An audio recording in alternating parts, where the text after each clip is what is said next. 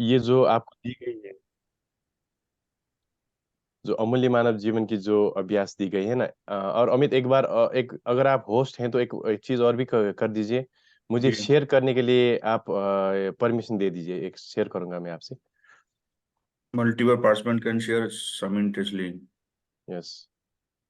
कर दिया। ठीक है। ओके। सो आज हम चतुरार्य सत्य की को लेकर बात करेंगे, लेकिन उससे पहले थोड़ा हम रिव्यू करेंगे, क्योंकि कभी कभी हमें ये थोड़ा भ्रम हो जाता है कि बौद्ध परंपरा में एक उपदेश एक बार सुनने से सब हो जाता है, लेकिन वैसा नहीं है। भगवान बुद्ध ने भी कहा है कि भगवान बुद्ध की सबसे आधारभूत जो उपदेश है, उसको अगर हम एक ही बार सुने और मान ले कि हमने उसको समझ लिया, तो वहां पर हमारी जो आगे की जो डेवलपमेंट है वो ठहर जाती है। सो इसलिए हम बहुत सारे आयामों से जो उपदेश है भगवान बुद्ध की, उसको समझने की प्रयत्न करेंगे। सो पहली बात तो एक, अब आपसे मेरा क्लास थोड़ा इंटरैक्टिव होगा, इंटरैक्टिव करेंगे हम, क्योंकि अब गुरु जी सबको अनम्यूट कर दें क्या? हाँ, आपका अब किसी की वो डिस्टरबेंस नहीं आ रही है, आप जो चाहें कर हमने सकते हैं। सबको मतलब म्यूट किया हुआ है अभी। ओके। करके देखते हैं। अनम्यूट कर दीजिए, हाँ। आप सब लोग अपने आप को जो है ना अनम्यूट कर लीजिए, हम सबको कमांड दे दे रहे हैं। या आप ये भी कर सकते हैं कि जो बोलने वाले, जिसको कोई शेयर करना हो, तो वो अपने आप को अनम्यूट करके बोल सकते हैं। सभी अनम्यूट करेंगे तो शायद फीडबैक आएगी बाद में, उससे थोड़ा दिक्कत भी हो सकती है। ठीक सो है। आप लोगों ने अब लास्ट वीक जो अमूल्य मानव जीवन की जो अभ्यास शुरू की ना, सो वो क्यों कर रहे हैं आपको पता है? सभी से पूछ रहा हूँ, हम क्यों कर रहे हैं? क्योंकि बिना कोई वजह हम कोई चीज तो नहीं करते हैं। बौद्ध परंपरा में जो भी हम अभ्यास करते हैं, उसके पीछे कोई ना कोई कारण होता है ना। क्यों कर रहे हैं हम?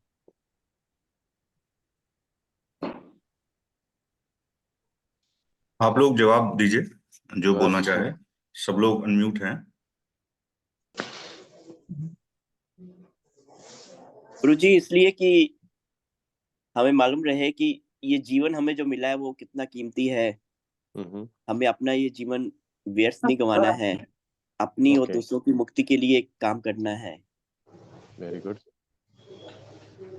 And anything else? कोई आप जोड़ना चाहते हैं तो जोड़ दीजिए इसमें। अशोक जी।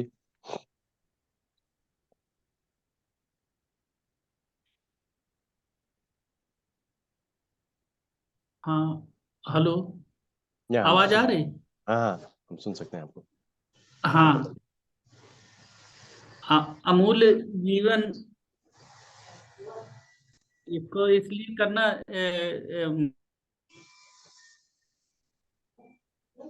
क्या बताइए, हम सुन रहे हैं आपको। अशोक जी।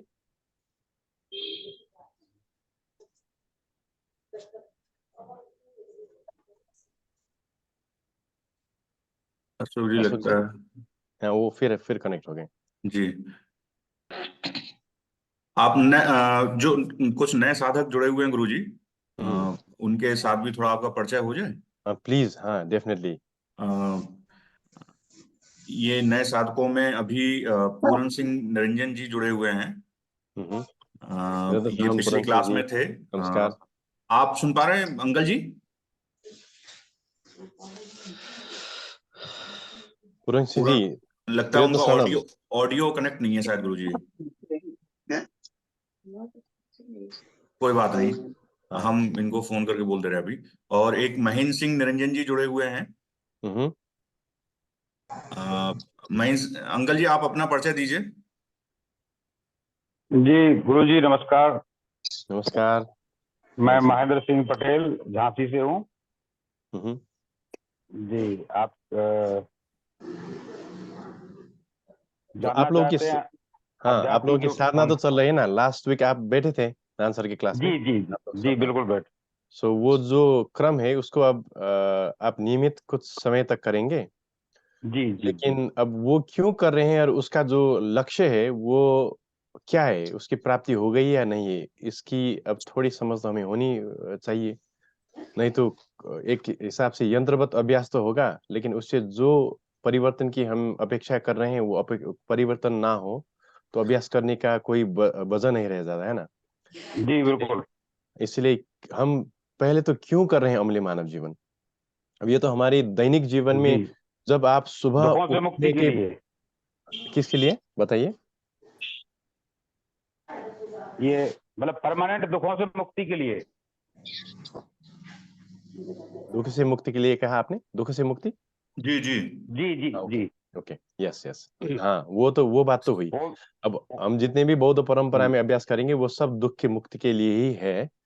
लेकिन हर एक अभ्यास, अब आपको जी 1-1.5 महीने, 1.5-2 महीने में एक एक अभ्यास दी जाएगी, और वो आप करते जाएंगे तो जी अंदर से जितने भी हमारी विकारें हैं, जितने भी सुषुप्त अवस्था में रही हुई हमारी जितने भी बुरी संस्कारें हैं, उनका जी शमन होगा, उनका रूपांतरण जी होगा। जी ठीक है ना? जी सो उसके लिए हमें पहले ये क्यों कर रहे हैं उसको समझना होगा, और जी करते जाएंगे तो उसकी वजह से, वो अभ्यास के वजह से मुझ में परिवर्तन आ गई है, जी इसकी भी हमें आभास होना पड़ेगा। अगर वो जी आभास हो तो अभ्यास सम्यक रूप से आगे बढ़ रहा है। आभास ना हो तो अभ्यास में कहीं ना कहीं ठहराव हो गई है, उसमें हमें परिवर्तन लाना है। अब अभ्यास जी का मूलतः लक्ष्य बाद में क्या है कि हमारी जो जितने भी दुख देने वाली हमारी अंदर की प्रवृत्तियां हैं, जी उन प्रवृत्तियों का समन, उन प्रवृत्तियों का परिवर्तन, उन प्रवृत्तियों का रूपांतरण, जी जिससे कि हम पहले से ज्यादा सुखी हो, पहले से ज्यादा एक खुलापन आए हमारे मन में। जी और अब कभी कभी हम ध्यान करते हैं तो बहुत सारी परंपरा में ध्यान चमत्कार से चमत्कार से जोड़कर हम देखते हैं। ध्यान जी करेंगे तो इस इष्ट फल में, इस इष्ट देव का दर्शन होगा, इस प्रकार के इष्ट फल लाभ होगा। लेकिन अगर कोई बाहरी चीज, कोई बाहरी वस्तु का दर्शन भी हो, कोई इष्ट देव का दर्शन भी हो, लेकिन हमारे अंदर के अहंकार में, हमारे अंदर के जो बुरी आदतों में परिवर्तन ना आए, तो जी उस प्रकार की आध्यात्मिक साधना का कोई मतलब नहीं होता। जी उससे बिल्कुल सिर्फ गुरु जी। अहंकार की बढ़ोतरी होती है ना। जी तो इसलिए जी गुरु जी। अहंकार का समन हो, हमारी जो जी आगे की बुरी प्रवृत्तियां, जो आगे की एक सोचने की जो गलत धारणाएं हैं, उनमें जी परिवर्तन आती जाए तो आध्यात्मिक जी यात्रा सम्यक हुआ, सही हुआ। जी लेकिन अगर वो जी परिवर्तन ना आए, अभ्यास तो करते रहे हम जी सालों तक, लेकिन हमारे अंदर की जो सूक्ष्म वासनाएं हैं, जो अहंकार है हम्म। ना, जो राग देश लोभ जी मोह जनित क्लेश हैं, वो संपूर्ण क्लेश का जी समन ना हो तो कहीं ना कहीं अभ्यास में एक एक ठहराव या एक गलती वहां पर, एक कहीं मिथ्या अभ्यास हो जाती है। तो उसको परिवर्तन करने जी के लिए जी हमें बिल्कुल बिल्कुल। निरंतर रूप से अपने कल्याण मित्रों से, गुरुजनों से मिलकर, मेरी यात्रा इस तरह हो रही है, जी मुझे इस तरह की अनुभूतियां हो रही। अब अनुभूतियां तो होती ही रहेंगी, अभ्यास करते जाएंगे, लेकिन अनुभूति के साथ जी साथ हमें प्रज्ञा का भी लाभ होना पड़ेगा, लाभ होना होगा। जी प्रज्ञा यानी कि ज्ञान, जी ज्ञान यानी कि जी जो वस्तु परिस्थितियां हैं हमारी इर्द गिर्द, उस वस्तु परिस्थिति की जैसे वो जैसा है वैसे ही ज्ञान, और उसके कारण अपने अंदर की जो एक स्थित प्रज्ञता है, एक शांति है, उसकी हम्म। बढ़ोतरी, वो होना जी होता है। जी ठीक है बिल्कुल। ना? सो ये अगर आप समझकर अभ्यास करेंगे तो अभ्यास सही तरह आगे बढ़ेंगे। नहीं तो बहुत सारे, अब हमारी ये जो मैं इंडिया की बात नहीं कर रहा हूँ, भारतवर्ष की परंपरा में अध्यात्म को लेकर बहुत सारे लोग के मन में एक गलत धारणा है कि अध्यात्म के अभ्यास करेंगे तो इस प्रकार की रिद्धि मिलेगी, सिद्धि मिलेगी, चमत्कार होगा, है ना, मेरा ये इष्ट जी फल मिलेगा, मेरा ये मनोकांक्षा पूरी होगी। हम्म। लेकिन बौद्ध परंपरा की मूल लक्ष्य है कि ये सब आकांक्षा रखने वाली जो अहंकार है, उस अहंकार का नाश।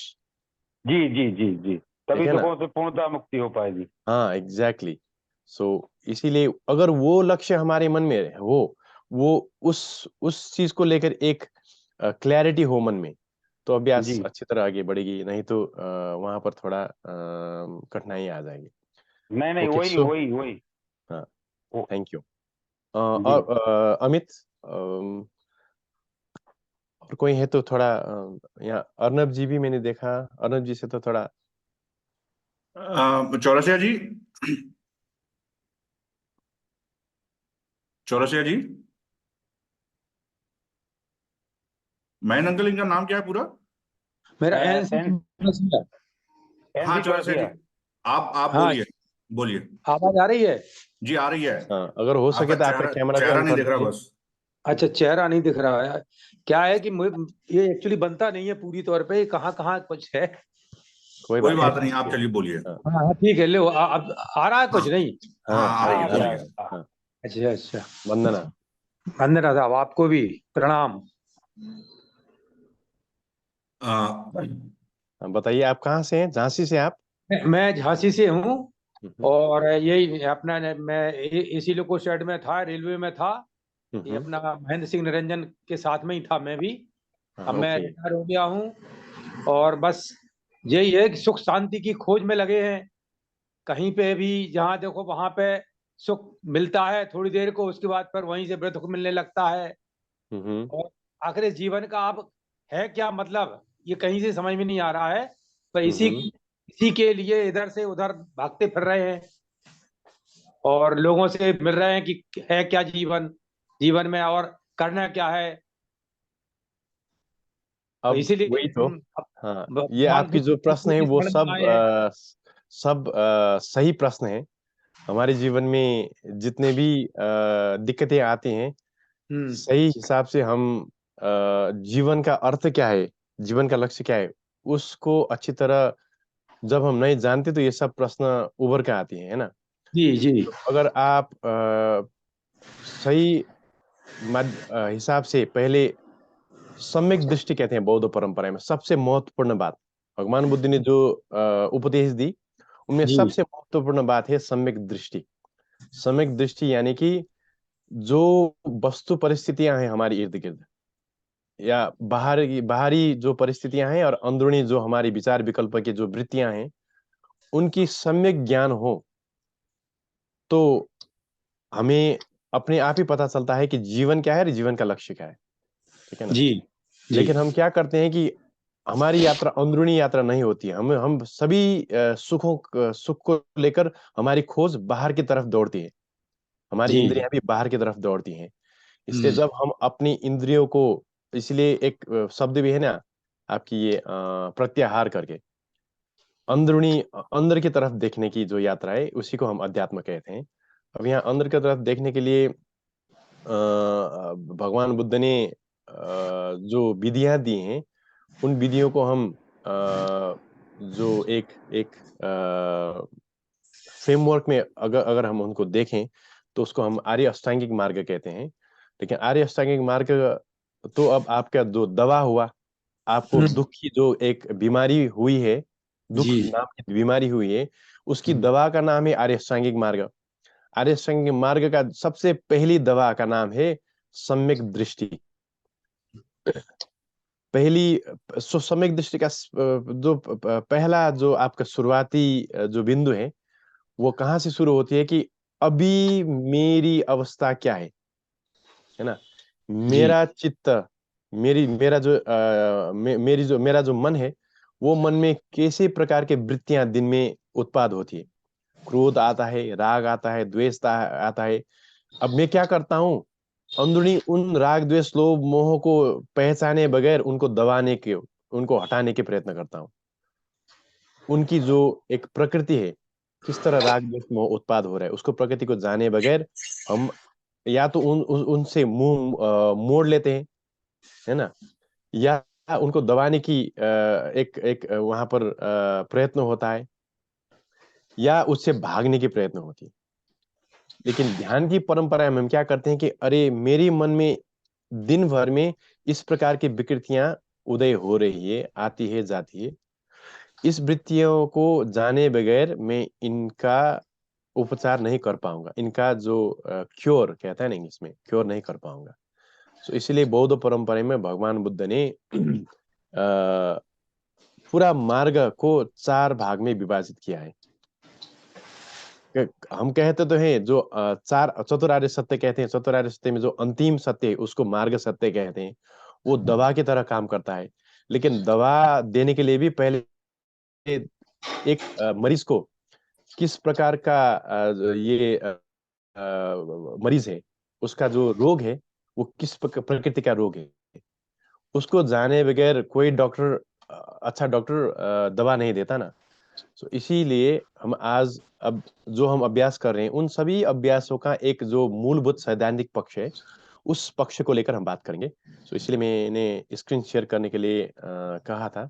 इसमें मैंने बहुत सारी चीज यहाँ हिंदी पर तो प्रकाशित नहीं की है, लेकिन हम गुरुजी आप आज बताते जाइएगा बस। हाँ नहीं, हम स्क्रीन शेयर आप अलाउ कीजिए फिर एक बार मुझे। आपको कर दिया था गुरुजी। हाँ, ये क्लास हम लोग कितने बजे तक चलेगी? शायद 10:30 11 बजे तक, 10:30 ठीक है ना? 10:30 तक कर दीजिएगा गुरुजी। 10:30 ठीक है, ठीक है, 10:30 एक तक मल्टीपल पार्टिसिपेंट का ये शेयर है गुरुजी आपको?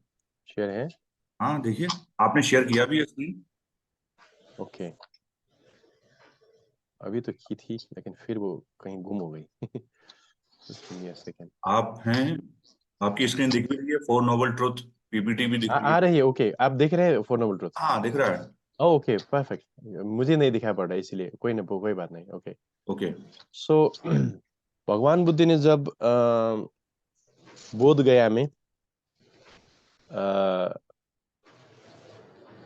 बोधि वृक्ष की जो छांव में रहकर जो बोधि की लाभ की, तो उसके बाद अब 7 हफ्ते तक 49 दिन तक उन्होंने उसी बोधि का जो एक विमोक्ष सुख है उसके आनंद में 7 हफ्ते वही बोधि वृक्ष के इर्द गिर्द बिताए बोध गया में। उसके बाद उनको लगा कि पहले तो लगा कि हाँ अब ये जो ज्ञान है इतना सूक्ष्म है कि कोई भी इसको समझ नहीं पाएगा, इसलिए इसकी में सेकंड पर फिर कुछ चीज आ गए हैं यहाँ पर।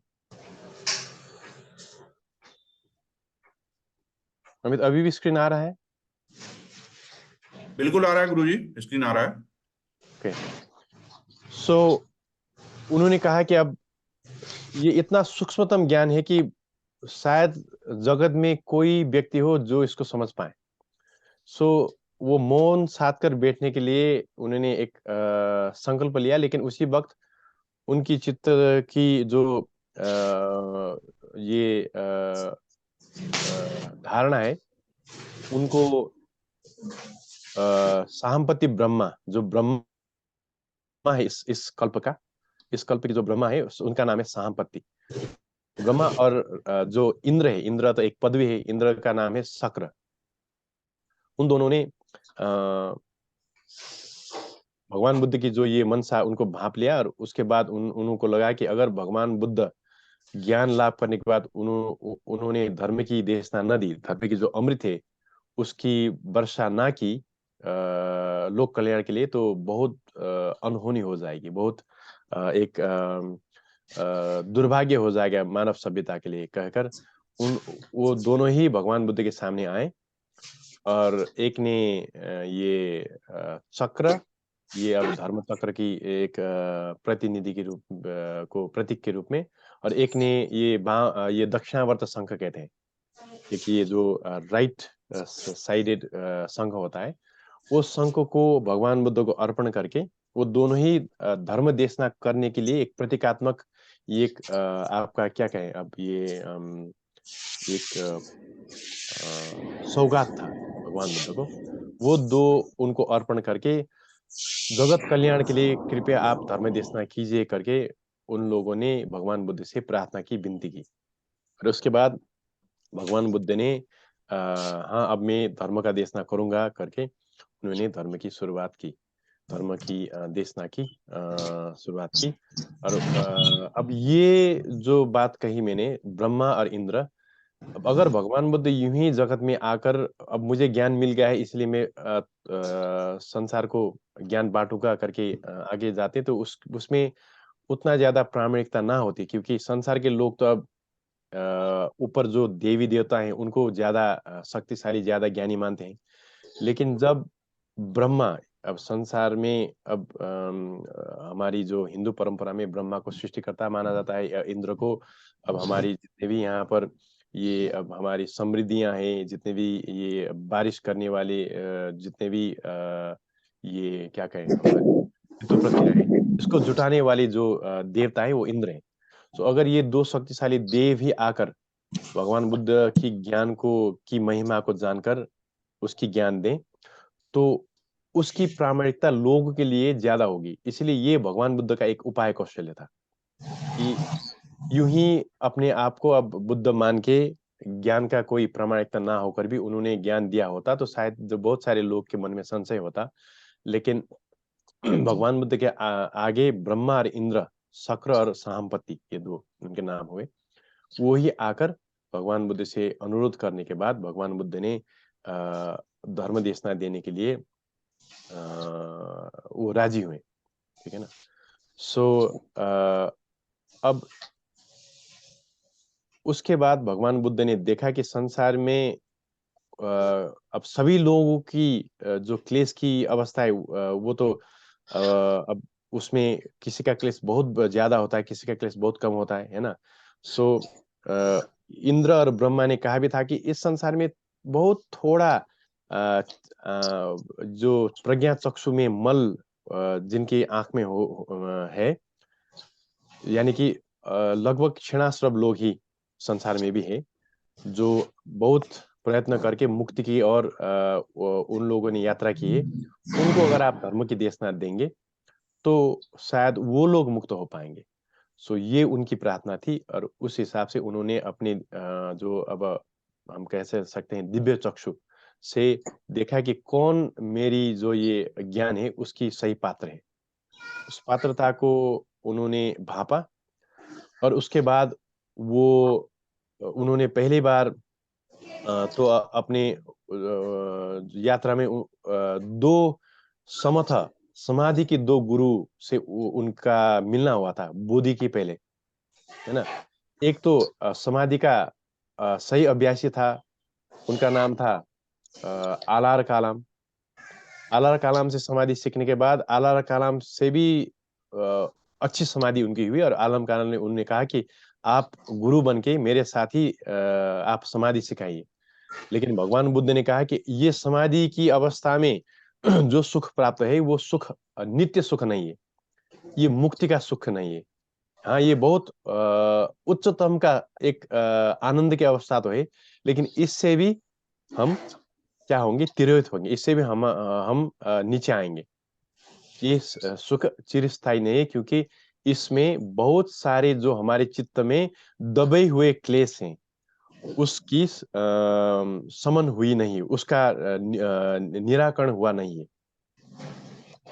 उसके बाद भगवान बुद्ध उद्धक रामपुत्र करके दूसरे गुरु के वहां यहाँ पर गए और उन गुरु के साथ उनकी जो परंपरा में 8वां समापति सबसे उच्चतम की तह की समाधि की अवस्था है, उसकी अभ्यास की पद्धति उनके पास थी, लेकिन वो खुद 8 समापत्ति का लाभी नहीं थे। उनके जो पिताजी, उनके दादा परदादा ये समाधि की जो धारा है उसकी परंपरा का वाहक तो थे, लेकिन वो खुद इस समाधि में पारंगत नहीं थे। लेकिन भगवान बुद्ध ने जब ली तो उनके पूर्व जन्म के बहुत सारे अभ्यास के कारण बहुत ही कम समय में उनको ये समाधि लाभ हुआ।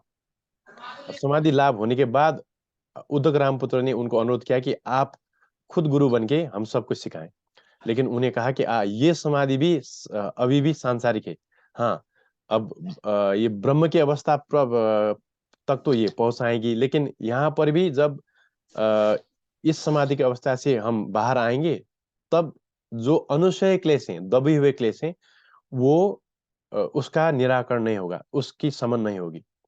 ये अब ये क्यों कह रहा हूं, क्योंकि हमने देखा भी है, हमने जितने भी अब पुराणों की अब बात करें तो हम ऋषि मुनियों की बात करते हैं, ब्रह्म ज्ञानी कहते हैं, है ना, ये महर्षि, ब्रह्म ऋषि, राज ऋषि कहते हैं।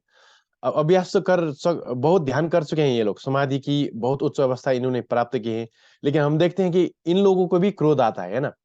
श्राप हम सुनते हैं कि कोई न कोई ऋषि ने किसी को श्राप दिया हुआ है। आप समझ रहे हैं मैं क्या कर रहा हूं, है ना? अगर कोई श्राप दे तो कहीं ना कहीं क्रोध का समन हुआ नहीं है, क्रोध की अच्छी तरह उसका नाश हुआ नहीं है। सो इसलिए भगवान बुद्ध ने ये देखा कि समाधि की अवस्था उच्चतम समाधि की अवस्था भी आपको लाभ हो तो आप मुक्त नहीं हुए हैं। इसलिए भगवान बुद्ध ने उन गुरुओं के साथ अभ्यास करने के बाद भी ये अंतिम अवस्था है करके उसी पर वो वहां पर उनकी आध्यात्मिक यात्रा का अंत नहीं हुआ। उसके बाद उन्होंने देखा कि हाँ, अब जो चित्त की गहरी तल में जो सूक्ष्मतम वासनाएं हैं उनको शांत किए बगैर हम मुक्त नहीं हो पाएंगे। उसके बाद उन्होंने फिर कठोर तप किया। भारतवर्ष में जितने भी उस वक्त ये श्रमण परंपरा, ब्राह्मण परंपरा में उतनी ज्यादा ध्यान की अभ्यास की ये परंपरा शुरुआत हुई नहीं थी भगवान बुद्ध के समय तक। लेकिन जो श्रमण परंपरा है, जो हम आजीव कहते हैं, जो जैन कहते हैं, जो ये नियतवादी कहते हैं, बहुत सारे परंपराओं में से 6 प्रमुख गुरु थे उस वक्त श्रमण परंपरा के।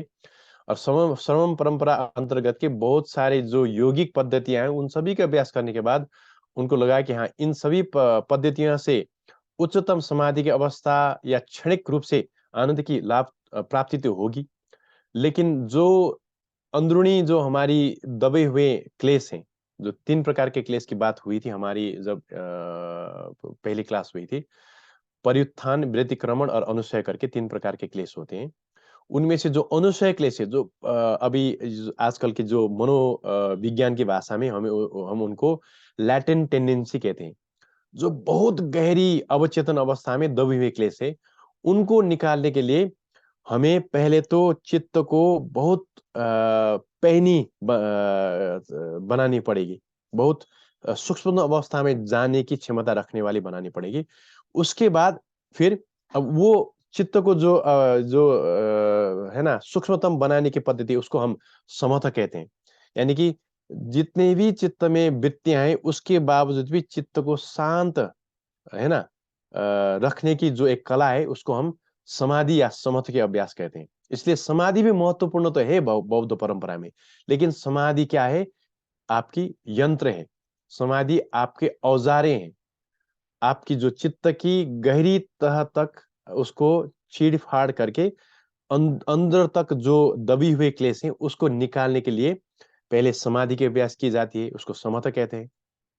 ये भगवान बुद्ध से भी पहले था। भगवान बुद्ध ने भी कहा कि समथ या समाधि के अभ्यास मेरी नैसर्गिक या मैंने इजाद की हुई अभ्यास नहीं है, लेकिन समाधि से जो आनंद प्राप्त है उसकी मुक्ति नहीं होती है।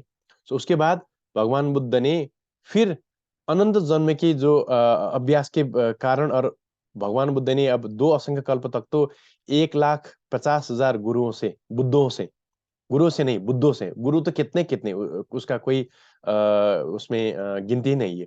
लेकिन पहले कल्प में 80,000 बुद्ध से और दूसरे कल्प में 70,000 बुद्धों से सीखने के बाद तीसरे कल्प में जितने भी बात सीखी थी उन सभी के अभ्यास करने के बाद अंतिम जन्म में आकर उन्होंने बुद्धता लाभ की। ठीक है ना? सो इसीलिए अब वो जो विपස්සना की धारा है, विपස්සना की धारा तब संसार में फिर आती है जब पहले की बुद्ध के जो विपස්සना यानी कि जो ज्ञान की धारा पूर्णतया लुप्त हो चुकी होती है, और उसके बाद एक बुद्ध बनने की जो एक योग्यता रखने वाले व्यक्ति फिर आकर बुद्ध बनने के प्रयत्न करने के बाद जब बुद्धता सम्यक समुद्र लाभ करता है तो वही जो आदमी या व्यक्ति फिर विपස්සना का जो परंपरा का फिर शुरुआत या उसका फिर जो शुरुआत कहें वो करते हैं। सो इसीलिए भगवान बुद्ध का एक जो सबसे अपनी नैसर्गिक उपदेश है वो विपස්සना है। विपස්සना का अर्थ ही ये है कि जो गहरी तह पर रहे हुए जितने भी हमारे क्लेश की बीज हैं, सूक्ष्मतम जितने भी प्रवृत्तियां हैं, उनका पूर्णतया निरोध, उनको जड़ से उखाड़ने की जो विधि है उसको हम क्या कहते हैं? विपස්සना। सो इसको समझने के लिए हमें क्या समझना होगा कि भगवान बुद्ध ने ये विपස්සना किस लक्ष्य से बनाया, और इसको समझने के लिए कौन सी फ्रेमवर्क कौन सा एक ढांचा हमें समझना होगा, ठीक है ना। सो इसमें उन्होंने सबसे पहले उद्दक रामपुत्र आलाम कालाम को याद किया कि ये लोग समाधि की बहुत उच्चतम अवस्था में पहुंचे हुए हैं। अगर इनको जाकर मैं जो मुझे ज्ञान मिला उसको साझा करूंगा तो ये समझेंगे। लेकिन उन्होंने पाया कि जो उद्दक रामपुत्र और आला कालाम में एक हफ्ता पहले ही समाधि ये मृत्यु को प्राप्त हो चुके थे। और एक उनकी जब उन्होंने ठाना कि मैं अब उनको जाकर ज्ञान दूंगा, तो उसी सुबह उनका भी देहांत हो चुका था। सो इसीलिए अब उनको उन्होंने फिर अपने दिव्य चक्षु के देखा कि जब मैंने अपनी बुद्धता की यात्रा शुरू की थी 6 वर्ष पहले, तब मेरे साथ 5 जनों मेरे उपस्थाक, मेरे सेवक, मेरे अनुचर थे, मेरे सहयात्री थे। उन लोगों ने जब भगवान बुद्ध ने ये भोजन खाना शुरू, क्योंकि उन्होंने कठोर तप किया, क्योंकि भारतवर्ष में उस वक्त ये मान्यता थी कि जब आप अपने शरीर को काया क्लेश करेंगे, शरीर को तड़पाएंगे, है ना, या किसी बाहरी सत्ता को अथवा या भगवान बुद्ध को हो या कोई ईश्वर को बाहर ही और से आप उनकी आराधना करेंगे, लेकिन अंदरूनी अपनी चित्त को साफ करने की प्रयत्न नहीं करेंगे, तो बुद्धता तो लाभ नहीं होगी। लेकिन बहुत सारी मान्यता ये थी कि काया क्लेश करने से, शरीर को तड़पाने से, शरीर को दुख देने से, है ना, ज्ञान लाभ होगा। तो उन्होंने उस वक्त की जितने भी पद्धति है उस सब को अपनाने के बाद अब खाना भी खाना छोड़ दिया था। एक दिन में एक जो चावल का जो अनाज का एक दाना था उसको खाकर। अब उस वक्त कभी-कभी इतना ऐसा भी अब अभ्यास था कि अपने ही मलमूत्र को सेवन करने की भी अभ्यास थी, है ना। काया क्लेश करने के लिए बहुत सारी प्राणायाम की अभ्यास थी। अगर आप भगवान बुद्ध की जीवनी पढ़ेंगे तो उन्होंने प्राणायाम की सभी अभ्यास, उस वक्त की जितने भी योगिक अभ्यास सब करने के बाद अब एक समाधि की उच्चतम अवस्था, सबसे उच्चतम अवस्था जो है वो लाभ करने के बाद भी जब शांति नहीं मिली, तब उन्होंने कहा कि ये 2 अतियां, या तो बहुत भोग करने की जो हमारी प्रवृत्ति है, जितने भी 5 इंद्रियों से भोग करने की वस्तुएं हैं, देखा तो उसको झपट लिया, है ना। आंख से कोई अच्छी वस्तु लगी तो उसको उसको पाना ही है। जीभ से कोई स्वादिष्ट वस्तु मिला तो उसको खाना ही है ना। स्पर्श से कोई थोड़ा मुलायम वस्तु का स्पर्श हुआ तो उसको पाना ही है, उसको खरीदना ही है। सो ये जो प्रवृत्तियां थी, ये भोग की अति, भोग।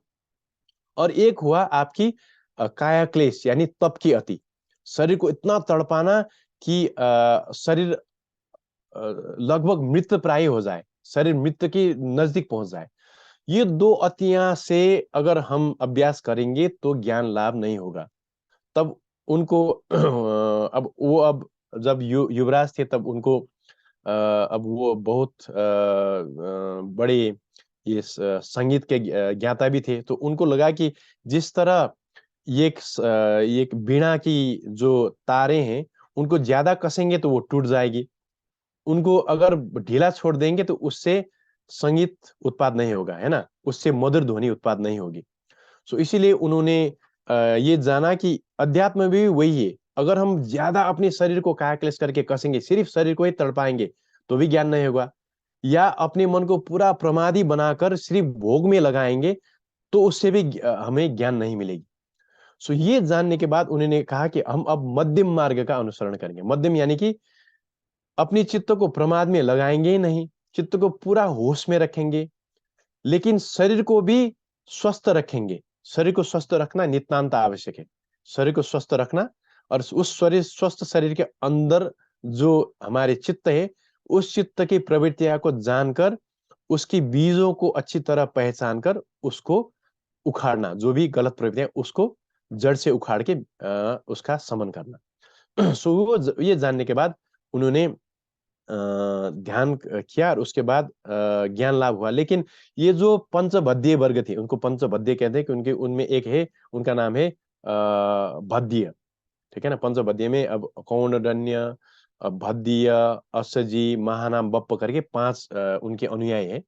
सो जो बाद में जाकर जब बुद्धता लाभ हुई तो उनके 5 प्रमुख, पहले प्रमुख नहीं, सबसे पहले वाले उनके शिष्य बने।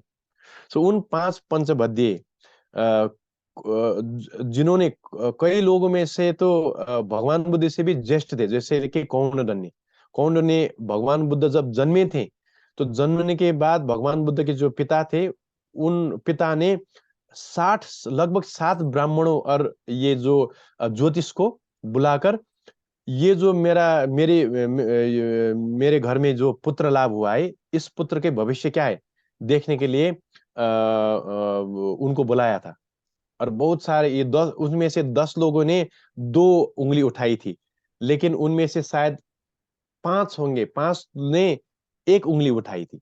2 उंगली यानी कि अगर ये संसार में रहेगा तो ये चक्रवर्ती राजा बनेगा, और अगर ये गृह त्याग करेगा तो ये सबसे बड़ा ज्ञानी, संसार को रास्ता दिखाने वाला सबसे बड़ा ज्ञानी भगवान बुद्ध पुरुष बनेगा करके 2 उंगली उठाई थी। लेकिन उनमें से 5 जो थे उन्होंने 1 उंगली उठाई थी कि ये गृह त्याग करके बुद्ध ही बनेगा, ठीक है ना। सो उनमें से 4 के जो संतति थे उनमें से कोई ने भगवान बुद्ध के अनुसरण किया बाद में, लेकिन उनमें से सबसे जो छोटा वाला, कनिष्क कहते हैं ना, कनिष्ठ, सबसे छोटा वाला ज्योतिष था कौंडिन्य। कौंडिन्य भगवान बुद्ध से भी ज्येष्ठ हैं, क्योंकि जब भगवान बुद्ध जन्मे थे तो वो ज्योतिष बन चुके थे, लेकिन उनको पता था कि ये संसार में जो ज्ञान लुप्त हो गया है मुक्ति के मार्ग, इसको फिर इजाद करके फिर लोक हित के लिए ये बुद्ध बन के देंगे। सो इसीलिए वो उनका ये क्या कहते हैं वेट कर रहे थे है ना, भगवान बुद्ध बनेंगे उसके बाद उनसे ज्ञान लेकर मैं मुक्त बनूंगा। सो कौंडिन्य लगायत भद्दिये, महानाम, बप्पा सब ये मिलकर भगवान बुद्ध की सेवा की। जब तक वो तप कर रहे थे, गाय को तड़पा रहे थे, लेकिन जब उन्होंने खाना शुरू कर दिया तो उनको लगा कि अब ये संसार में फंस गया है। फिर खाना लगा, इसको खाने की लालसा हो गई, इसलिए अब ये ज्ञान लाभ नहीं करेगा, ये बुद्ध नहीं बनेगा करके उन लोगों ने भगवान बुद्ध के साथ छोड़ दिया। तब भगवान बुद्ध को अब एक एकांत की भी एक जो शर्त है, ज्ञान लाभ करने के लिए एकांत निवास भी जरूरी है। तो 5 भद्दिये जब उनके साथ नहीं था तो उनको ध्यान करने के लिए एक सम्यक वातावरण भी बन गई, और उन्होंने फिर अपने शरीर को स्वस्थ बनाकर ध्यान करना शुरू किया तो उनको ज्ञान लाभ हो गया। तब उस समय उनके साथ वो पंचभद्दीय वर्ग नहीं था, लेकिन भगवान बुद्ध ने जब बोधि लाभ की, पहले उन्होंने उद्दक रामपुत्र आलम कालम को याद किया, लेकिन वो दोनों ही मर चुके थे। और पंचभद्दीय को याद किया तो सारनाथ में वो लोग बैठे हैं, मृगदावन, उसको कभी कभी ऋषि पतन भी कहते हैं। अब ऋषि पतन शब्द का भी एक अपना विशेष अर्थ है। ऋषि यानी कि कभी कभी बौद्ध परंपरा में प्रतीक बुद्ध, पच्चेक बुद्ध कहते हैं, पाली में प्रतीक बुद्ध को कहा जाता है। ऋषियां अब कभी कभी हम अब ये जब हिंदू परंपरा में, वैदिक परंपरा में ऋषि की बात करते हैं तो जो वेद में ऋचाओं का ज्ञान रखने वाला, ऋचा कहते हैं ना, वेद के जितने भी बल्लियां हैं उनके ज्ञान रखने वाला को हम ऋषि कहते हैं। ऋषि का दूसरा अर्थ ये भी है कि जिसको ऋत का ज्ञान हो, यानी कि प्रकृति के नियम का ज्ञान हो, कैसे दुख होता है, कैसे सुख होता है, इसका थोड़ा बहुत ज्ञान हो, उसको भी ऋषि कहा जाता है। लेकिन बौद्ध परंपरा में ऋषि पतन का अर्थ ये है कि जो हमारे ये भगवान बुद्ध की अनुपस्थिति में संसार में पहले बुद्ध से सीख कर फिर अपने आप संसार में जन्म लेकर प्रतिसमोत्पाद की ज्ञान जो पहले बुद्ध पूर्व जन्म में बुद्ध से सीखी हुई ज्ञान को फिर इस जन्म में ध्यान करने के बाद जो स्वयं बुद्ध बने, लेकिन बुद्ध यानी कि पूर्ण बुद्ध नहीं, सम्यक संबुद्ध की तरह ज्ञान देने की क्षमता रखने वाले बुद्ध नहीं, लेकिन अर्थ से ऊपर वाली बुद्ध। अब उसमें अब थोड़ा टेक्निकल इसमें बात भी है, जिसने भगवान बुद्ध या धर्म का है कि आधा ही ज्ञान लाभ किया है, उसको हम प्रतीक बुद्ध कहते हैं। वो भगवान बुद्ध संसार में जब भगवान बुद्ध की उत्पत्ति होती नहीं है, उस समय प्रतीक बुद्ध की प्रादुर्भाव होती है। भगवान बुद्ध के उपदेश भी ना हो और भगवान बुद्ध भी ना हो तो प्रतीक बुद्ध दिखाई पड़ते हैं। लेकिन जब सम्यक संबुद्ध आने वाले होते हैं तो जितने भी प्रतीक बुद्ध संसार में होते हैं वो सब एक स्थान में जाकर देह त्याग करते हैं, यानी कि पतन होते हैं। इसी जगह को ऋषि पतन या मृगदावन कहा गया है। मृगदावन क्योंकि वहां पर मृग बहुत होते थे। ये सारनाथ की बात कर रहा हूं मैं, सारनाथ है ना, सारनाथ में जितने भी प्रतीक बुद्ध, जब शाक्यमुनि बुद्ध के संसार में जन्म हुआ, तो अब भगवान बुद्ध ही आ पहुंचे, तो प्रतीक बुद्ध के अब काम नहीं है संसार में। वो अब संसार में प्रतीति समुत्पाद का एक, क्या कहे, एक अब सांकेतिक उपदेश देकर, सीधा मुंह से ज्ञान देकर नहीं, लेकिन कहीं ना कहीं अधिष्ठान देकर, किसी न किसी चीज की प्रतियां जुटाकर लोग को उस वक्त ज्ञान देने वाले को प्रतीक बुद्ध कहते हैं। लेकिन वो सीधा धर्म की देशना नहीं करते हैं। भगवान बुद्ध आने के बाद क्या होता है कि प्रतीक बुद्ध सब लोभ हो जाते हैं, और बुद्ध की अब जो ज्ञान की धारा, उसकी शुरुआत होती है। सो सारनाथ पर जाकर भगवान बुद्ध ने इन पंचभद्य वर्गों को पहली बार उपदेश दिया, और उस उपदेश का नाम ही क्या है? चतुरार्य सत्य का ज्ञान है। उसको हम कभी कभी प्रथम धर्म चक्र प्रवर्तन भी कहते हैं, पहले धर्म चक्र प्रवर्तन। अब इस पहले धर्म चक्र प्रवर्तन का जो उपदेश है, उस उपदेश का शुरुआत, अब इसको आप याद कीजिएगा, क्योंकि ये अब बौद्ध परंपरा में शायद नारायण सर ने लास्ट क्लास में आपको एक बात बताई भी होगी कि हम सिर्फ अपने लिए, अब बौद्ध परंपरा सभी में भी अब ये लागू होती है, लेकिन विशेषकर महायान परंपरा, महायान यानी कि जिस यान में हम सिर्फ अपनी मुक्ति की लक्ष्य, अपनी मुक्ति की चाह रखकर, अपनी मुक्ति को लक्ष्य बनाकर ही अभ्यास नहीं करते। हम जितने भी संसार में सत्व हैं, मनुष्य नहीं, सभी प्राणियों को अपनी माता समान मानकर उन सभी की मुक्ति के लिए, बुद्ध बनने के लिए अभ्यास करते हैं हम लोग, है ना। इसीलिए बौद्ध परंपरा में हमारे जो आशय कहते हैं हम, अध्याशय कहते हैं कभी कभी उसको, मोटिवेशन, वो मोटिवेशन कैसा होना होगा कि मैं ये अभ्यास सिर्फ अपने स्वार्थ के लिए, अपने हित के लिए, अपने सुख के लिए, अपनी मुक्ति के लिए नहीं कर रहा हूँ, सभी के मुक्ति के लिए कर रहा हूँ, है ना। अगर ये हो तो बौद्ध परंपरा की सम्यक अभ्यास वहां से शुरू होती है। सो इसीलिए हम जो सुनते हैं उसको एक कान से सुनना, अब अभ्यास किया, थोड़ा अनुभूति हुआ, उसको भूलने से नहीं होगा, क्योंकि लक्ष्य है बुद्ध बनना। बुद्ध बनने के लिए हमें ज्ञान तो लाभ होना ही होगा। ज्ञान के बगैर तो हम सम्यक संबुद्ध नहीं बनेंगे, क्योंकि धर्म चक्र प्रवर्तन करने के लिए ज्ञान तो होना होगा ना। किसी किसी को अनुभूति तो होती है, लेकिन उसको अभिव्यक्त करने की कला उसमें नहीं होती है। इसलिए बौद्ध परंपरा में कहा भी जाता है कि एक बोधिसत्व को क्यों उतना लंबा समय लगता है, क्योंकि वो संसार में जितनी भी चीज सीखने के लिए लायक है, सत्व के हित के लिए। क्योंकि अब संसार में बहुत सारे लोग होते हैं जिनकी अपनी अपनी प्रवृत्तियां होती हैं, उन प्रवृत्तियों के मुताबिक उनको ज्ञान देने के लिए एक बुद्ध बनने वाले बोधिसत्व को सभी चीज की ज्ञान होनी आवश्यक होती है। इसलिए बहुत सारे लंबे समय लगता है। अब वज्रयान में इसका भी अब उपाय है, एक जन्म में या 10 जन्म में, 16 जन्म में बुद्ध बनने के उपाय तो है वज्रयान में। लेकिन अगर आप महायान के ही अभ्यास करेंगे तो उसमें 3 असंख्य कल्प लगेंगे। कल्प यानी कि 1 लाख बरस, 3 असंख्य यानी कि बहुत लंबे समय। तो इसलिए वज्रयान की परंपरा की इजाद की गई। इसलिए वज्रयान कभी कभी इलॉजिकल लगता है, क्योंकि हमारी जो ये सांसारिक बुद्धि है उससे बहुत तेज गति से काम करने वाली होती है। इसलिए वज्रयान की उपाय कभी कभी हमारी जो ये 2 और 2 4 समझने वाली जो बुद्धि है ना, उसके पल्ले नहीं पड़ती। ठीक है। सो अब इसीलिए चतुरार्य सत्य को यहाँ क्यों ये बात कर रहा हूं कि आप लोग चतुरार्य सत्य को पढ़ें, मनन करें, याद करें, और जो कोई दुखी आदमी हो तो उनसे भी इसको साझा कीजिए। ये हमारे कर्तव्य है ना। सो इसीलिए पहला सत्य है दुख सत्य। 4 सत्य की बात हुई। अब इसमें, अब मैं जो स्लाइड है उस स्लाइड में आपको थोड़ा इसका रिव्यू दिखाऊंगा। हाँ ये है। सो अगर आपको दिखाई दे रहा है, ये जो टॉप में ये आपकी जो हेडिंग है ना, ये दिखाई दे रही है, तो आप देखें इसमें, ये पहले हमारी एक हुई समस्या, प्रॉब्लम, क्या कहते हैं, एक सर दर्द कहें, है ना। और दूसरा हुआ उसका निजाद, उसका उन्मूलन, उसका क्या कहें, उपचार। ठीक है ना। सो इसलिए संसार में हम दुख पा रहे हैं, हमारी जो चित्त है या चित्त वृत्तियां हैं, वो एक बेलगाम घोड़े की तरह दौड़ रहा है ना, एक जगह से दूसरी जगह, एक जगह से दूसरे।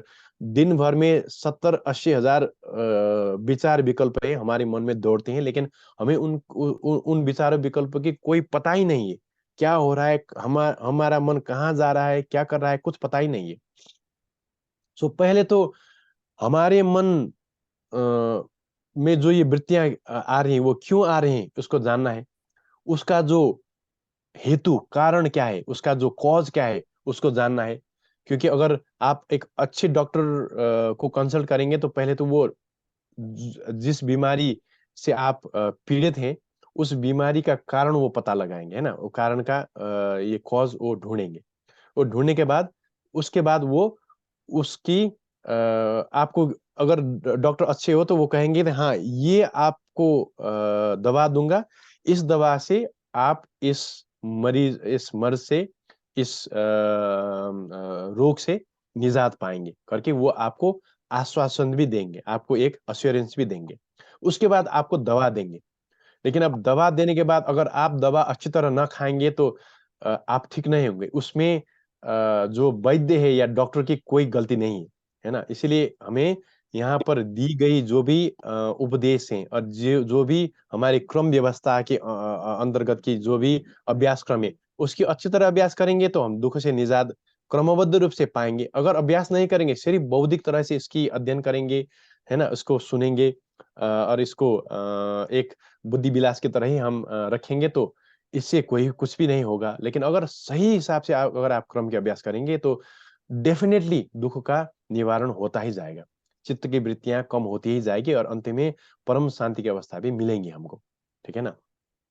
अगर अच्छी तरह अभ्यास करेंगे तो मृत्यु से पहले ही मिलेगी, नहीं तो कम से कम मृत्यु के नजदीक पहुंचते पहुंचते तक हमारी चित्त बहुत ही शांत अवस्था में, हम अब मरेंगे तो मुक्त होंगे इस चीज पर पूर्णतया हम विश्वस्त होंगे। हमें एक आत्मविश्वास अंदर से हमें मिलेगी। ठीक है ना। सो अब पहली सत्य जो है, पहले सत्य में अब यहाँ पर ये स्लाइड तो मुझे यहाँ पर ये नहीं ना है। कंफ्यूजिंग लग रहा है थोड़ा। हाँ बताइए। अब इसको एक्सप्लेन तो करेंगे। अब आप अगर देखकर कंफ्यूजिंग कह रहे हैं तो अब इसको एक्सप्लेन करने के लिए मैं यहाँ पर हूँ ना। लेकिन कंफ्यूजिंग क्या है बताइए। मतलब इसमें 3 नंबर पहले लिखा है, फिर पहला नंबर, फिर दूसरा नंबर। कहाँ पर 3 नंबर पहला लिखा है दिखाइए। ये यहाँ पर जो है, ये आप पढ़िए तो वो पढ़िए, टाइप 3 नंबर ऑफ पढ़िए। टाइप ऑफ पढ़िए। सफरिंग। हाँ वो अलॉन्ग विथ पढ़िए ना। टाइप 3 ऑफ को क्या कहते सफरिंग। हैं, 3 को इंग्लिश अंग्रेजी में क्या कहते हैं। 3। फिर लाइन पूरा पढ़िए।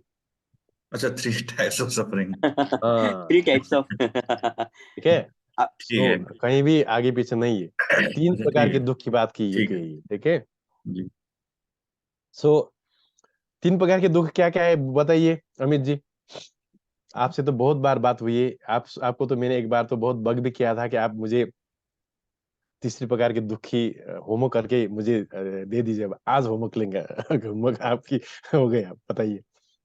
और गुरु के सो सामने क्या बोले गुरु जी? पहला दुख क्या है। नहीं अब क्लास में तो कभी कभी पूछते हैं ना गुरुजी भी स्टूडेंट से, आपका टेस्ट किए बगैर आपको कैसे मार्क दें। सो पहला दुख क्या है। आप जिसको इसकी थोड़ा ज्ञान हो, आप शेयर कर सकते, साझा कर सकते हैं। ठीक है ना। बताइए पहली प्रकार के दुख क्या है। Amit, ji what is Gurudev ji. First type of suffering. Guru ji, आप तो ना पहले कक्षा वाली बातें याद दिला रहे हैं, सबके सामने जो है पूछ करके। अभी भी वही पूछ के ऊपर बीपी नीचे, ऊपर नीचे देखिए हो। बौद्ध परंपरा में कल ही हमारे यहाँ पर बोधि पुष्पांजलि हुई थी। जी जी। बौद्ध परंपरा में हमारी अभ्यास की एक चीज क्या है कि हमें जो कमियां हैं उसको जानना। इसलिए इसको क्या कहते हैं, हम बौद्ध की परंपरा कहते हैं। अब बहुत सारी परंपरा में कमियां निकालने वाले लोग शत्रु होते हैं, लेकिन बौद्ध परंपरा में खामियां निकालने वाले, कमियां निकालने वाले लोग हमारे कल्याण मित्र गुरु होते हैं। अब सबसे बड़ा कल्याण मित्र खुद अपने आप, क्योंकि अगर आप अपने आप को अच्छी तरह अपने चित्त को झांकने की आपने कला आ जाए तो अपने आप से आपके सबसे ज्यादा क्या कहें, इष्ट मित्र आप खुद बनेंगे। क्योंकि आपको पता चलेगा कि मेरे मन में क्या क्लेश आई और इसका निवारण कैसे हो, है ना। इसलिए अब इसको जानने के लिए तो पहले तो आपको पता चलना चाहिए कि मैप क्या है ना। मैप की यूज किए बगैर, गूगल मैप है ना, गूगल मैप। हम्म। तो गूगल मैप को यूज किए बगैर हम कहीं नहीं जा पाते हैं ना। उरे जाते वक्त हमने गूगल मैप को यूज किया था, इसी तरह ये जो चतुरार्य सत्य है हमारा मैप है। अगर ये मैप अच्छी तरह न जाने तो हमारी यात्रा नहीं होगी। हम एक ही जगह बैठकर मानेंगे कि अभ्यास तो कर रहे हैं, लेकिन यात्रा नहीं होगी। सो पहले प्रकार का दुख, क्योंकि बात ही दुख की निवारण की हो रही है।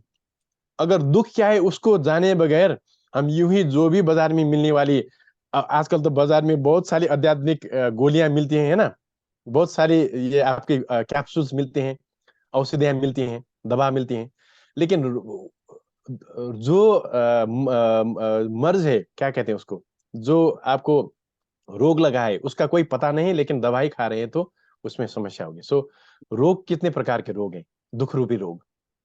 ये दुख, जन्म मरण और बुढ़ापा, मतलब जो जो बीमारी है, जो बुढ़ापा है, वो हाँ, आपके लेकिन दुख की 3 श्रेणी प्रकार में के आते दुख हैं। अपने अपने नाम है। 3 प्रकार के दुख है ना, जी। उनका एक कैटेगोरिकल 3 लेवल नाम है। लास्ट टाइम जब हमने भोपाल में क्लास लिया था उस वक्त भी मैंने बताया था। सो ये क्यों जरूरी है, क्योंकि अगर हम अच्छी तरह ये जो भी हम अब आप अभ्यास कर रहे हैं ना, ये अमूल्य मानव जीवन, ये सब हमारी ये चतुरार्य सत्य के अंदर समेटी गई है। अगर चतुरार्य सत्य को अच्छी तरह आप समझेंगे और उसको लेकर जो भी अभ्यास है, उस अभ्यास को चतुरार्य सत्य से मिलाकर अगर आप अभ्यास करेंगे तो आपके अभ्यास में बहुत ज्यादा निखार आ जाएगी। आप अभ्यास अच्छी तरह समझेंगे और मैं क्यों कर रहा हूं, कहाँ जा रहा हूं समझेंगे। इसलिए मैंने कहा था कि पहले हमें जानना होगा कि मैं क्यों कर रहा हूं। आजकल तो है ना, गुरुजी अब एक है बहुत ज्ञानी गुरु कहा, उन्होंने एक मंत्र दिया या ज्ञान दिया, उसको अब सुबह शाम दोहराऊंगा तो मेरा कल्याण होगा। पता नहीं क्यों कर रहा हूं, किस लिए कर रहा हूं। इसलिए जानना होगा कि क्यों कर रहा हूं, है ना। ये आपने जो सो बताया था पिछली बार, उसमें ये था दुख दुखता, विपारणिम, संस्कार, संस्कार धर्म दुखताम, ये हाँ, तीन दूसरे इसमें वाला एक बार फिर जी। बताइए। ये विपारिणाम, विपरिणाम। विपरिणाम। विपरिणाम, हाँ। जी। वि उपसर्ग है या परिणाम। परिणाम का मतलब क्या है हिंदी में? रिजल्ट। हाँ, एग्जैक्टली, रिजल्ट दुखता। अभी कभी कभी इसको द सफरिंग ऑफ चेंज भी कहते हैं। तो पहले वाले दुख है दुख दुखता। अब ये दुख दुखता तो संसार में हम सब समझते हैं। अध्यात्म में ज्यादातर लोग क्यों आते हैं, क्योंकि हम ये जो पहली वाली दुख है उसको ही अच्छी तरह नहीं जानते। दुख दुखता यानी कि जब जो हमने अभी कहा, है ना, अब जन्म लेना, बुढ़ापा होना, है ना, भूख लगना, आपको किसी प्रकार का बीमारी होना, रोग लगना, है ना, ये हुआ। एक एक जानवर एक सबसे निचले वाले सत्व भी इस प्रकार के दुख को जानता है। क्योंकि एक एक चींटी को भी भूख लगता है, वो खाने के लिए दौड़ता है। एक चींटी भी क्या करता है, अपने आप को धूप से, बारिश से बचाता है, घर बनाता है ना। अब हम संसार में जितने भी लोग हैं, अब इसी के इर्द गिर्द ही अपने जीवन को व्यतीत करते हैं। इसको अगर संभाले तो जीवन में सुख होगा समझते हैं। लेकिन यहाँ अगर ये, दरअसल बात यह है कि पहले तो ये दुख दुखता संसार में समाधान होगी नहीं। क्योंकि संसार में जितना अगर आपके पास बहुत ज्यादा पैसा है तो लगता है कि हाँ मैं सभी प्रकार के दुख को समन करूंगा। लेकिन आपने कभी भी देखा है कि संसार में बहुत धनी कोई राजा महाराजा हो, वो मरा नहीं हो, वो बूढ़ा नहीं हुआ हो, उसको कोई बीमारी नहीं लगी हो? नहीं, है ना। सो ये हुआ आपकी जो पहली वाली दुख। अब अगर इस दुख को ही लेकर अगर आप अभ्यास करते हैं तो इस जन्म में तो ये बीमार पड़ना, बूढ़ा होना तो कोई भगवान बुद्ध भी नहीं रोक पाए। लेकिन इसको रोकने के लिए अगर हम हमारी चित्त से जितने भी फिर जन्म दिलाने वाली बीजें हैं, इसको पूर्ण तरह तया समन करेंगे तो फिर जन्म ना होगा। तो फिर हम जन्म न लेंगे तो फिर बूढ़ा नहीं बनेंगे, हमें रोग नहीं लगेगा, हमारा मृत्यु नहीं होगा, ठीक है ना। सो उसका भी निवारण तो होगा मुक्ति से। लेकिन इस जन्म में तो पहले प्रकार के दुख जो है वो वास्तविक रूप में दुख नहीं है ना। वास्तविक रूप में दुख कहां पर है? ये जो हमारी दुख दुखता है और दूसरी प्रकार के जो दुख है, अब थोड़ा बहुत अध्यात्म में जिसने प्रवेश किया हो वो दूसरी प्रकार के दुख को लेकर अभ्यास करता है। ये जितने भी परिवर्तनशील धर्म है इससे मुझे मुक्त होकर अपरिवर्तनशील है ना अवस्था में पहुंचना है करके, है ना। और वो परिवर्तन को कहीं ना कहीं स्वीकारते हैं। हाँ बुढ़ापा है ना, हमारा बाल सफेद जो बाल है सफेद होता जाता है, सभी चीज को वो स्वीकारता है। लेकिन जो तीसरी प्रकार के दुख है उसको जाने बगैर भगवान बुद्ध की धर्म की अभ्यास एक प्रकार से निरर्थक ही हो जाती है। ये तीसरे प्रकार के दुख जानना बहुत ही जरूरी है। और बौद्ध परंपरा की सबसे एक खासियत, सबसे यूनिक बात यही है कि भगवान बुद्ध ने तीसरी प्रकार की दुख की भी चर्चा की। और तीसरी प्रकार की दुख की नाम क्या है, दुख का नाम क्या है? संस्कार धर्म दुख था। अब इसकी बात हमारी हुई थी लास्ट क्लास में, जब हमने भोपाल में क्लास ली थी लास्ट डे में हमारे रिट्रीट की। अब संस्कार धर्म दुखता को जाने बगैर अगर आप अभ्यास करेंगे, अभ्यास तो होगा और अभ्यास करते जाएंगे, तो अगर सही रूप में आपने परंपरा के अनुसरण की, गुरुओं के वचन पर विश्वास करके उसको मनन किया और उसकी मुताबिक अभ्यास की, तो संस्कार धर्म धीरे धीरे समझ में आ जाएगा। लेकिन अगर आप अभ्यास तो करते गए, लेकिन आप एक घोड़े की तरह है ना, जो रेस की घोड़े की तरह दौड़ रहे हैं, अभ्यास कर रहे हैं सुबह शाम, लेकिन संस्कार धर्म दुखता भगवान बुद्ध ने जो कही, दुख क्या है, दुख का कारण क्या है, उसको समझने की कोई भी आपने प्रयत्न न किया, तो हाँ अब आंख मूंदने से, आंख मूंद कर बैठने से आपका थोड़ा बहुत स्ट्रेस कम होगा, मन शांत होगा। दूसरे लोग से शांत तो आप बने दिखेंगे ही, लेकिन आप सही हिसाब से भगवान बुद्ध की परंपरा का अनुसरण नहीं करेंगे उससे। अगर ये नहीं होगा तो क्या होगा कि कहीं ना कहीं आपकी सूक्ष्मतम अहंकार वृद्धि होगी, आपके अहंकार में कहीं भी कमी नहीं आएगी। हाँ रिद्धि सिद्धि भी आपके आएंगी, समाधि लगेगा, आपको शांति मिलेगी, लेकिन मुक्ति की ओर आप नहीं जाएंगे। किस लिए? क्योंकि आपने संस्कार धर्म दुखता को थोड़ा बहुत खनोज कर भी देखा नहीं है अभी तक। सो इसीलिए संस्कार धर्म दुखता को जानना नितांत आवश्यक है बौद्ध परंपरा में। अब संस्कार धर्म दुखता क्या है? पहली बार लास्ट बार भी हमारी बात हुई थी।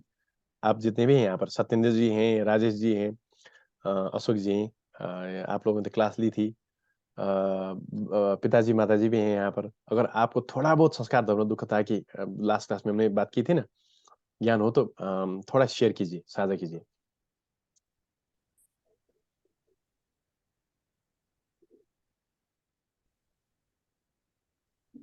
हम लोग जो फुल क्रिएट करते हैं संसार में, थोड़ा थोड़ा थोड़ा लाउड बोलिए सचिन जी, सुनाई नहीं दे रहा है मुझको जी।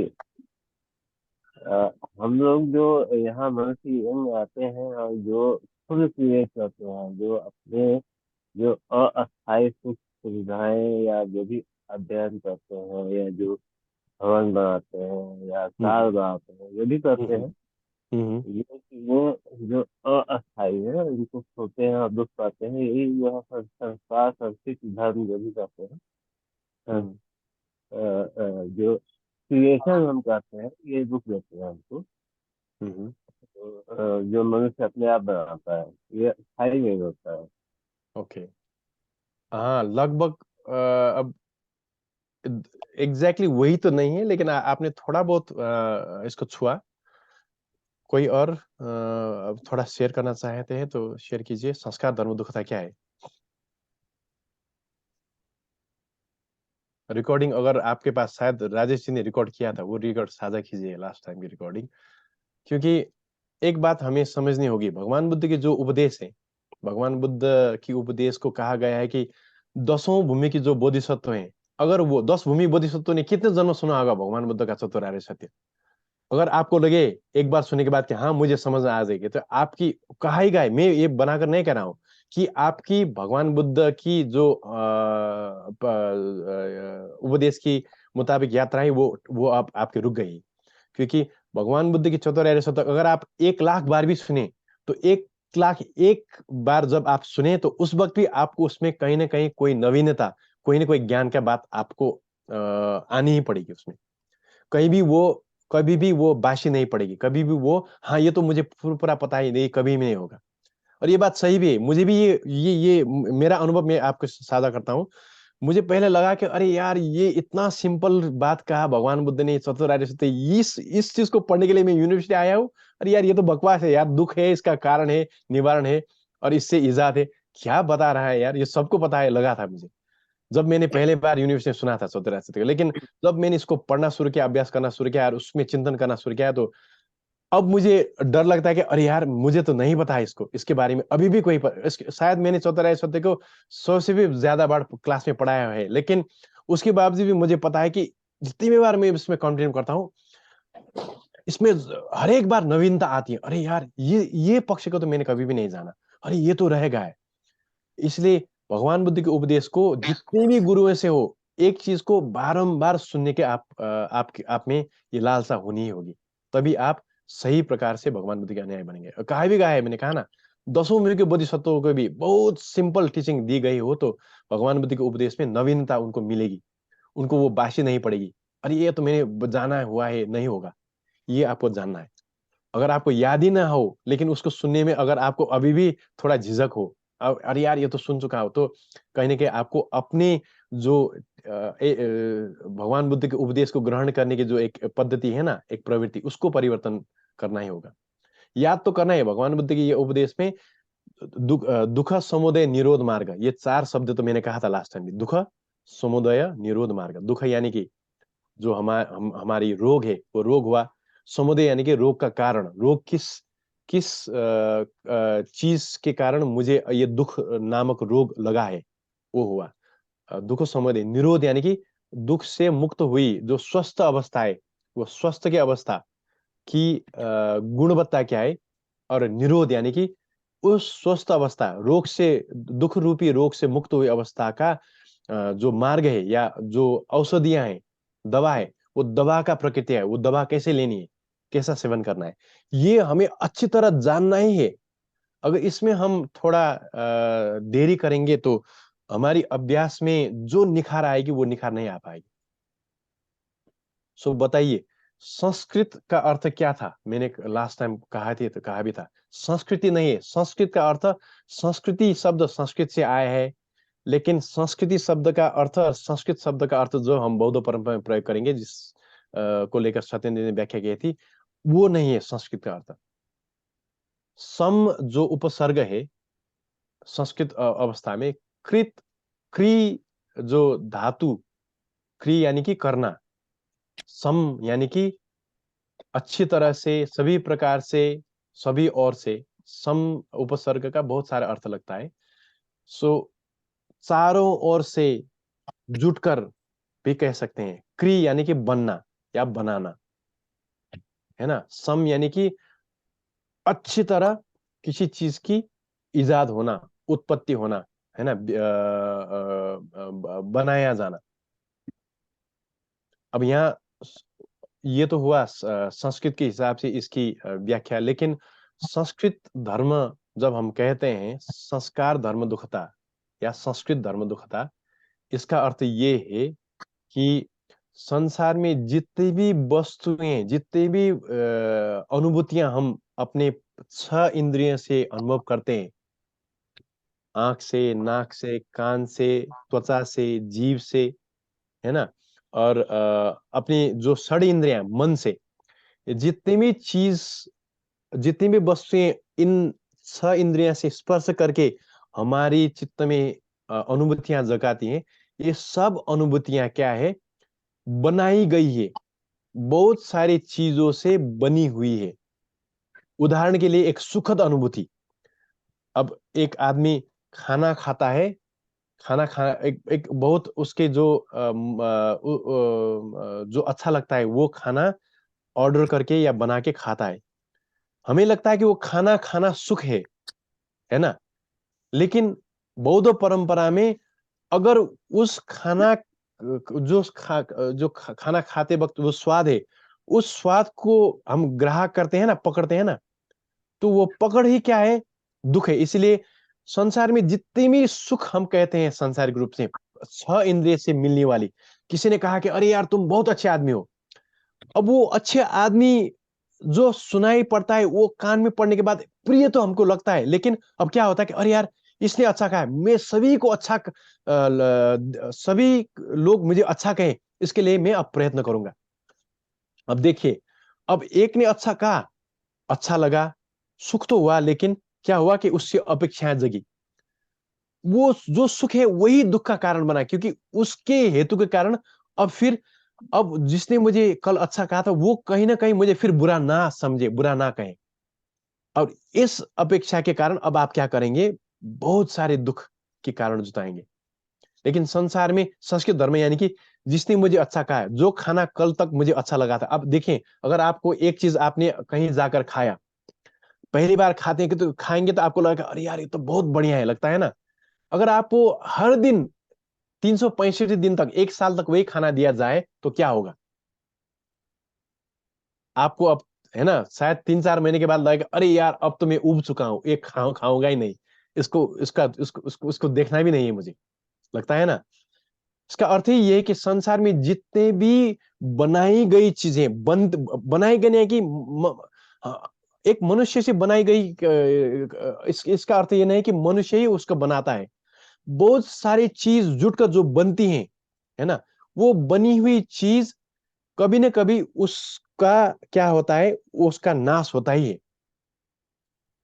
नाश होता है ना, नाश तो होता है, क्योंकि बहुत सारी कारणों से बनी हुई चीज अगर एक कारण उसमें खिसक गई, उससे हट गई, तो वो चीज का विनाश हो ही जाता है, तिरोहन हो ही जाता है, वो तिरोहित हो जाता है। ठीक है ना। सो अगर ये हो तो क्या होता है कि हमारी जो उस चीज को लेकर अपेक्षाएं थी, वो अपेक्षा नाश हो जाती है। उदाहरण के लिए, अब अमित भी इससे रिलेट कर अमित एक बार जब ध्यान शुरू किया था तो उनको पहले क्या हुआ कि बहुत अच्छी अनुभूति हुई, आनंद आया, है ना, मन में शांति हुई। जो मन में बहुत सारी चीज थी उसको उसको उसको हो रहा था, उनको ये हो रहा था कि हाँ ये तो बहुत बढ़िया हो रहा है, ध्यान ऐसा ही होना होगा। अब वहां पर एक अपेक्षा बनती है। अब क्या होता है कि एक और साधना दिया जाता है उसको चैलेंज करने के लिए। और अपेक्षा, क्योंकि अपेक्षा तो है, यहाँ पर अपेक्षा भी क्यों है कि बहुत सारे हमारी मूल्य मान्यता के आधार पर हम एक अपेक्षा बनाते हैं कि हाँ ध्यान करें तो ऐसा होना होता है, ध्यान करें तो ये मिलेगा वो मिलेगा। और वो अपेक्षा के मुताबिक, वो अपेक्षा भी क्या है, एक संस्कृत धर्म हुआ, क्योंकि हमने बनाई हुई एक धारणा हुई वो। और उसके मुताबिक एक साधना दी गई, लेकिन साधना, पहले पहले साधना से तो आनंद मिला था, थोड़ा सुख मिला था, लेकिन अब दूसरी साधना दी गई क्लेश को बाहर निकालने के लिए। अब क्लेश निकलना शुरू हुआ। अब हमारी जो संस्कृत जो मन है, उसकी हमारी पूरी पहले वाली अज्ञान के कारण धारणा है कि ध्यान करे तो सुखी मिले, सुखी मिले, सुखी मिले।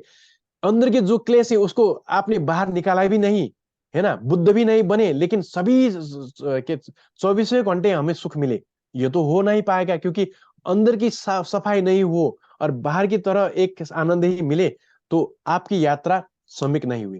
क्योंकि बुद्ध बनने के लिए अंदरूनी सफाई तो होनी ही होगी। इसीलिए कभी कभी हम अभ्यास करते हैं तो बहुत सारे क्लेश निकल कर उभर आती हैं, बहुत सारे ये अभ्यासें होते हैं। लेकिन अब जिसने सम्यक प्रकार से मेरे अंदर क्लेश वासनाएं हैं, मेरे अंदर राग है, द्वेष है, लोभ है, मोह है, इसको स्वीकार ही नहीं है, वो साफ करने के लिए कैसे सोचेगा? सोचने की तो गुंजाइश नहीं है ना। तो पहले तो आपको, इसीलिए विपश्यना का अर्थ ये है कि पहले तो आप जाने कि हाँ मुझे इस परिस्थिति में क्रोध आए, इस परिस्थिति में मुझे काम आता है, इस परिस्थिति में मुझे लोभ जागता है, इस परिस्थिति में मुझे अहंकार जगती है। अगर इस चीज को अगर आप देखे बगैर, आंख मूंद कर, सिर्फ आंख मूंद कर ध्यान करेंगे, करके श्वास को देखेंगे, शरीर को वेदनाएं देखेंगे, तो आप कब अपने क्लेशों को साफ करेंगे, है ना। सो इसलिए संस्कृत धर्म यानी कि जितने भी मेरी अनुभूतियां में, चाहे वो मन में आई हुई कोई विचार विकल्प हो, चाहे कोई आंख से देखी हुई वस्तु, सभी चीज सुखद पहली बार आप जब अनुभव करेंगे वो सुखद तो दिखेगी, लेकिन वो भी बहुत सारे परिस्थितियों के कारण दिख पड़ती है। इसलिए उसको बनाने वाली परिस्थितियां जब वहां पर हटने लगेंगी, तो वो क्या होगा, वो फिर डिसिपेयर होगा, है ना। इसीलिए हमें अब क्या समझना होगा कि जब मैं अभ्यास करूंगा तो मेरे चित्त में बहुत सारे क्लेश बेजार विकल्प भी आएंगे, ये भी संस्कृत धर्म है, ये आपको समझना होगा। संस्कृत धर्म यानी कि आपने बनाई हुई नहीं है ये। यहाँ आपने अज्ञान के बस आगे आगे के कर्म के बस से उससे बनाया तो था, लेकिन आपको पता नहीं कि किस कर्म के कारण ये बना हुआ है। लेकिन अब आप जब ध्यान करेंगे तो आपको लगेगा कि हाँ, मेरे आगे के कर्म के मुताबिक ये अब दिखाई पड़ रहा है, इसको मुझे अच्छी तरह विपස්සना करके इसको क्या करना है, इसको एक्सेप्ट करना है, इसको पूर्ण तरह इंटीग्रेट करना है। इंग्लिश में इंटीग्रेट कहते हैं, यानी कि अपने आप में समायोजित करना है। उसको पूर्णतः उसको न नकारना है, न उससे लड़ना है, न उससे झगड़ना है, लेकिन जो भी मैं अभ्यास कर रहा हूं, अभ्यास में जो भी वस्तुएं दी जा रही, चाहे अमूल्य मानव जीवन की अभ्यास हो, चाहे आपकी बाद में कायानुपश्यना हो, चाहे 32 भाग हो, चाहे आप बाद में वेदना का अभ्यास करें, जो भी अभ्यास करते वक्त जितने भी वस्तुएं आए, चाहे वो सुखद वेदना हो, दुखद वेदना हो, वो सब क्या है, संस्कृत धर्म है। संस्कृत धर्म यानी कि जितने भी वस्तुएं हमारे आगे हमारी अनुभूति की दायरे में आते हैं, वो सब अनित्य है, इसीलिए उसको पकड़ना यानी कि दुख के कारण, पकड़ेंगे तो दुख होगा, है ना। सो इसीलिए जब जब कोई सुखद अनुभूति हो तो हम पकड़ेंगे नहीं, जब जब कोई दुख की अनुभूति हो तो उसको भी पकड़ेंगे नहीं। पकड़ेंगे नहीं यानी कि उसको फिर हम क्या करेंगे, उसको हटाएंगे यानी उसके लड़ेंगे झगड़ेंगे, इसका अर्थ ये नहीं है। इसका अर्थ ये है कि जो अनुभूतियां अभी जाग रही है उसका पूर्णतया प्रामाणिक दर्शन करना। विपස්සना का यानी कि अर्थ ही ये है कि प्रामाणिक रूप से दर्शन करना। विशेषेण पश्यति इति विपश्यना। पश्यना का दूसरा अर्थ होता है दर्शन करना, देखना। सो इसीलिए आप जो भी अभ्यास करें उसमें जाने की जो भी चीज मेरी अनुभूति में उदय हो रही है, ये सब संस्कृत धर्म है। संस्कृत यानी कि अपने आप में स्वतः सिद्ध, नित्य, शाश्वत नहीं, अपने आप में क्या कहें, ये नित्य, शाश्वत और ध्रुव नहीं है, है ना। इस तरह अगर आप उसको जानेंगे तो क्या होगा कि हाँ, ये भी अनित्य है, इसीलिए इसको पकड़ना कौन पकड़ता है, अहंकारी पकड़ता है, मैं पकड़ता है ना। सो जब आप जानेंगे कि हाँ, ये मैं के कारण ही मैंने ये संस्कार बनाया था, इसीलिए इसका अब यहाँ विपाक हो रहा है, इसका परिणाम दिखते हैं। आपने थोड़ा पहले अहंकार के बस पुण्य किया तो सुखद अनुभूति आती है ना। अगर आप मोह राग द्वेष के बस में पड़कर आपने कोई गलत काम किया तो उसका फल आता है दुख के हिसाब से। आपके मन में बहुत सारे डिप्रेशन, चिंताएं, ये सभी आगे के कर्म, इस जन्म का भी और इस जन्म से आगे के जन्म में भी जितने भी आपने कर्म किया है ना, उसके कारण आपके मन के जो पर्दा है, मन के जो फिल्म का जो पर्दा जैसे है ना, एग्जाम्पल दिया था लास्ट टाइम मैंने क्लास में भी, उसमें आपकी सुखद दुखद अनुभूतियां की फिल्म चलती है। अगर आप उस फिल्म को देखते वक्त अगर आप उसमें बह जाएं तो वो ध्यान नहीं हुआ। लेकिन अगर आप इसको देखें और माने कि अरे यार ये तो संस्कृत धर्म है, इसको पकड़ूंगा तो दुख होगा, क्योंकि ये न मेरा है न मैं हूं। ये कहा था है ना लास्ट टाइम मैंने। संस्कृत धर्म अगर बहुत सारी चीज से बनी हुई हो तो वो कैसे आपका होगा। हमने अपने शरीर की बात की थी, मेरा बाल मेरे मुझसे मुझे मुझे उस मुझको लेकर उसको कोई भी चिंता नहीं है।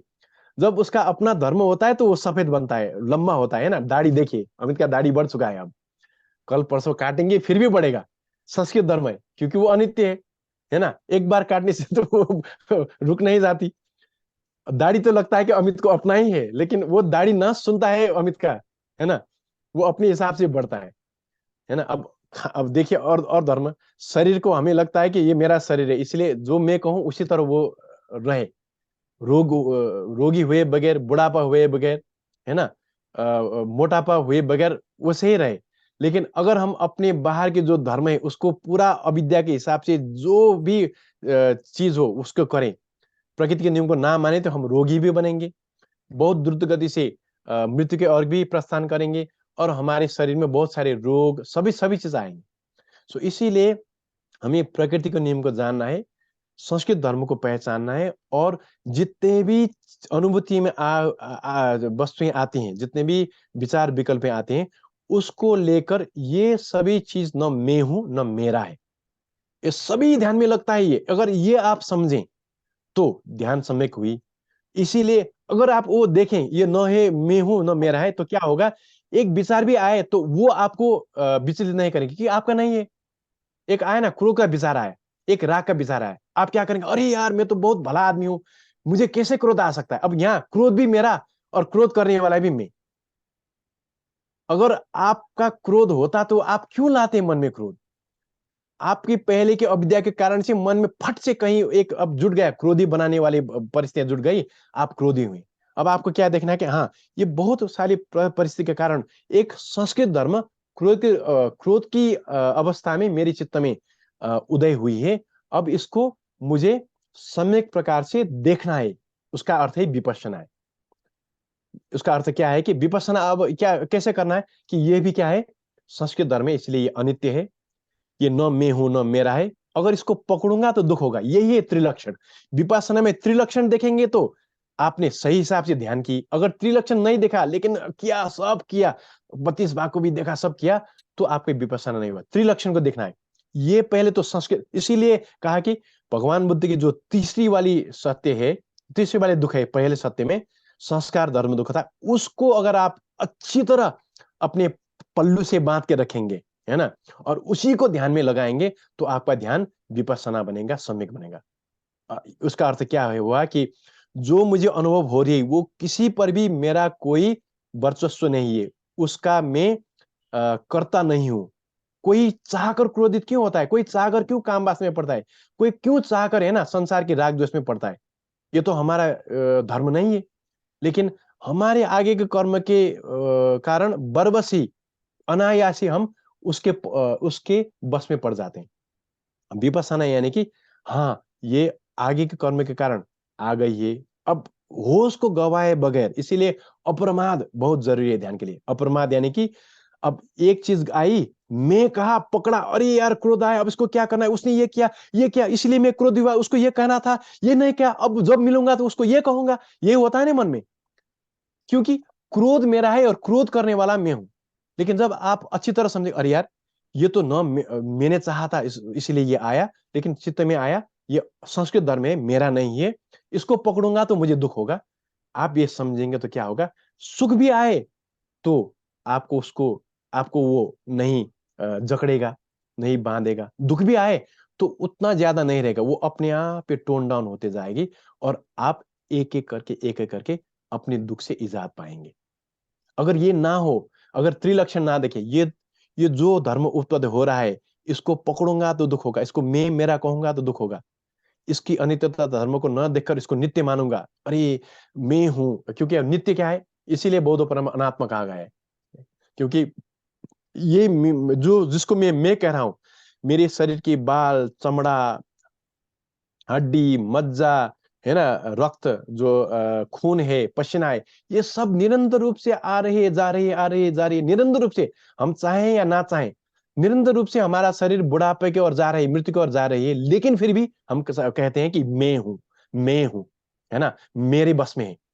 कोई संसार के जितने भी ज्यादा धनी लोग क्यों, जितने भी ज्यादा ज्यादा सिद्ध पुरुष क्यों ना हो, संसार में कोई व्यक्ति आपने आपको मिला है जो अभी, अब मैं अमर हूं, मैं मरूंगा नहीं कहा हो जिसने? कोई भी आदमी आपने मिला हो जो कहा कि हाँ, मैंने अब बुढ़ापा को पूर्णतया नाश कर दिया, अब मैं कभी भी बुढ़ा नहीं होऊंगा? कोई मिला है आपको? नहीं मिला ना। तो इसलिए जब ये शरीर संस्कृति, ये भी अपने धर्म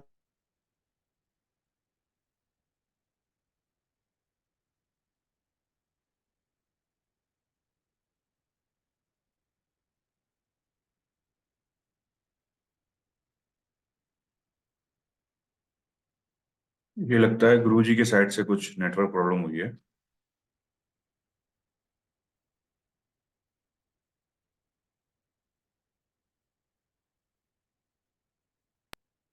राजेश सर, आपको भी नहीं दिख रहा है ना? गुरुजी का नहीं कुछ सुनाई दे रहा है। हाँ, आवाज आने बंद हो गई। मैं करता हूँ उनको कुछ।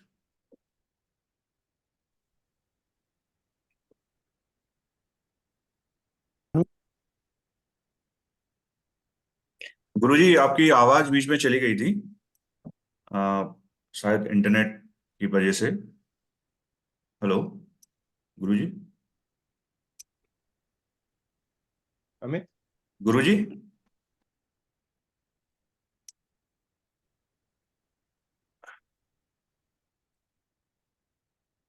नहीं, आवाज नहीं आ रही है। एक मिनट कर रहा हूँ कुछ, वो लगता है डिस्कनेक्ट होके फिर कनेक्ट होंगे।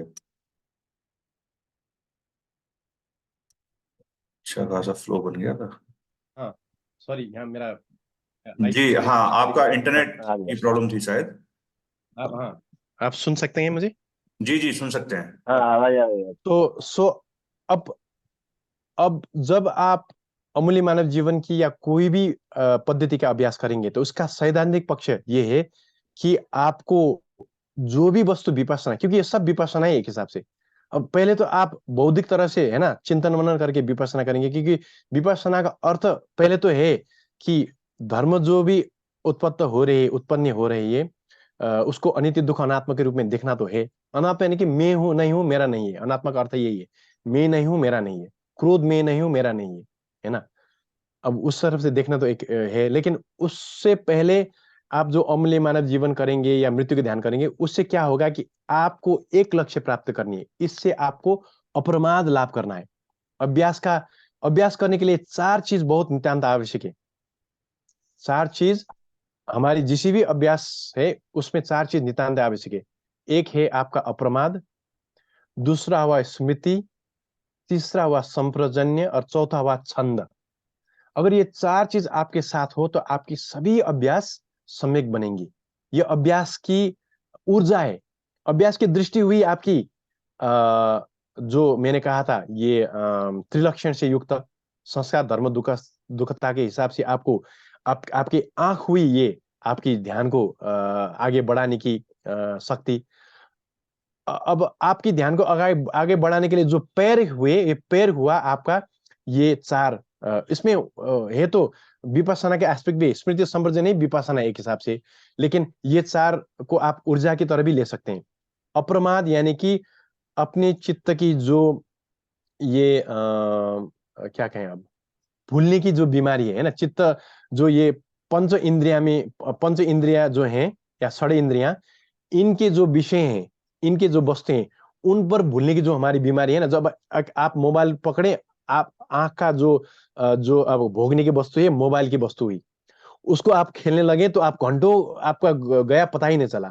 तो आप क्या हुआ, उसको प्रमाद प्रमाद कहते हैं। प्रमाद यानी कि आप प्रमत्त हुए, जैसे दारू पीने के बाद लोगों का जो होश है ना वो गुम जाता है ना, उसी तरह अगर आप आंख से भी कोई चीज का सेवन करें और उसमें आप पूर्णतया बेहोश हो जाएं तो वो भी प्रमादी हो जाता है। सो अप्रमाद के लिए आपको 2 चीज इसीलिए पहले दी गई है। अमूल्य मानव जीवन प्राप्ति की करना है क्योंकि समय बहुत छोटा है, बहुत हमारा जो जीवन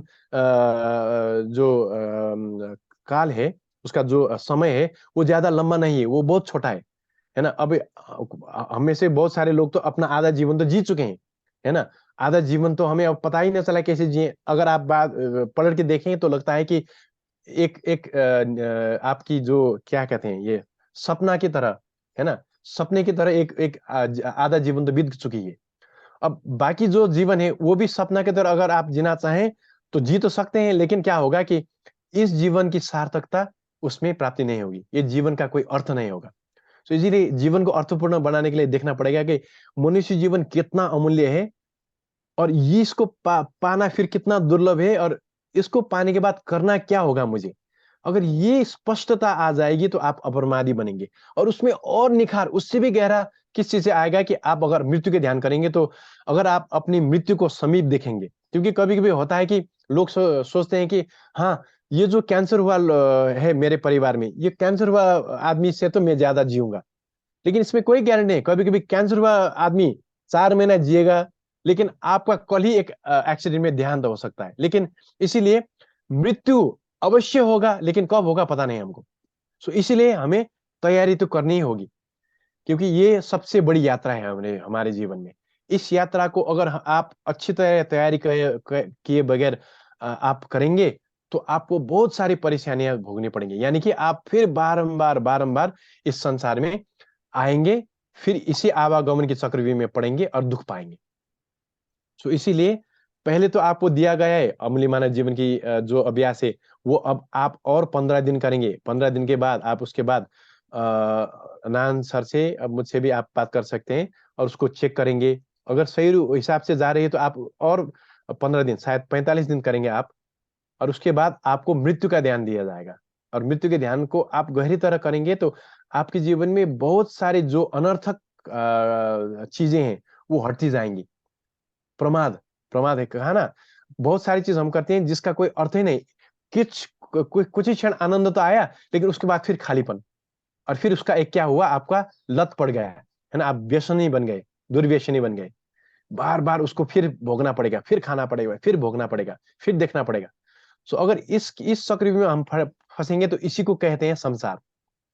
जिस चीज से आपकी तुष्टि भी ना हो, आपके अंदर से एक शांति और संतुष्टि भी ना मिले, जिस चीज को खाने से आपको लगता है कि कुछ क्षण के लिए हाँ मेरी प्यास तो बुझ गई, लेकिन फिर आपको उससे भी बलवती प्यास फिर जगे, तो वो हुआ सांसारिक कर्म, है ना।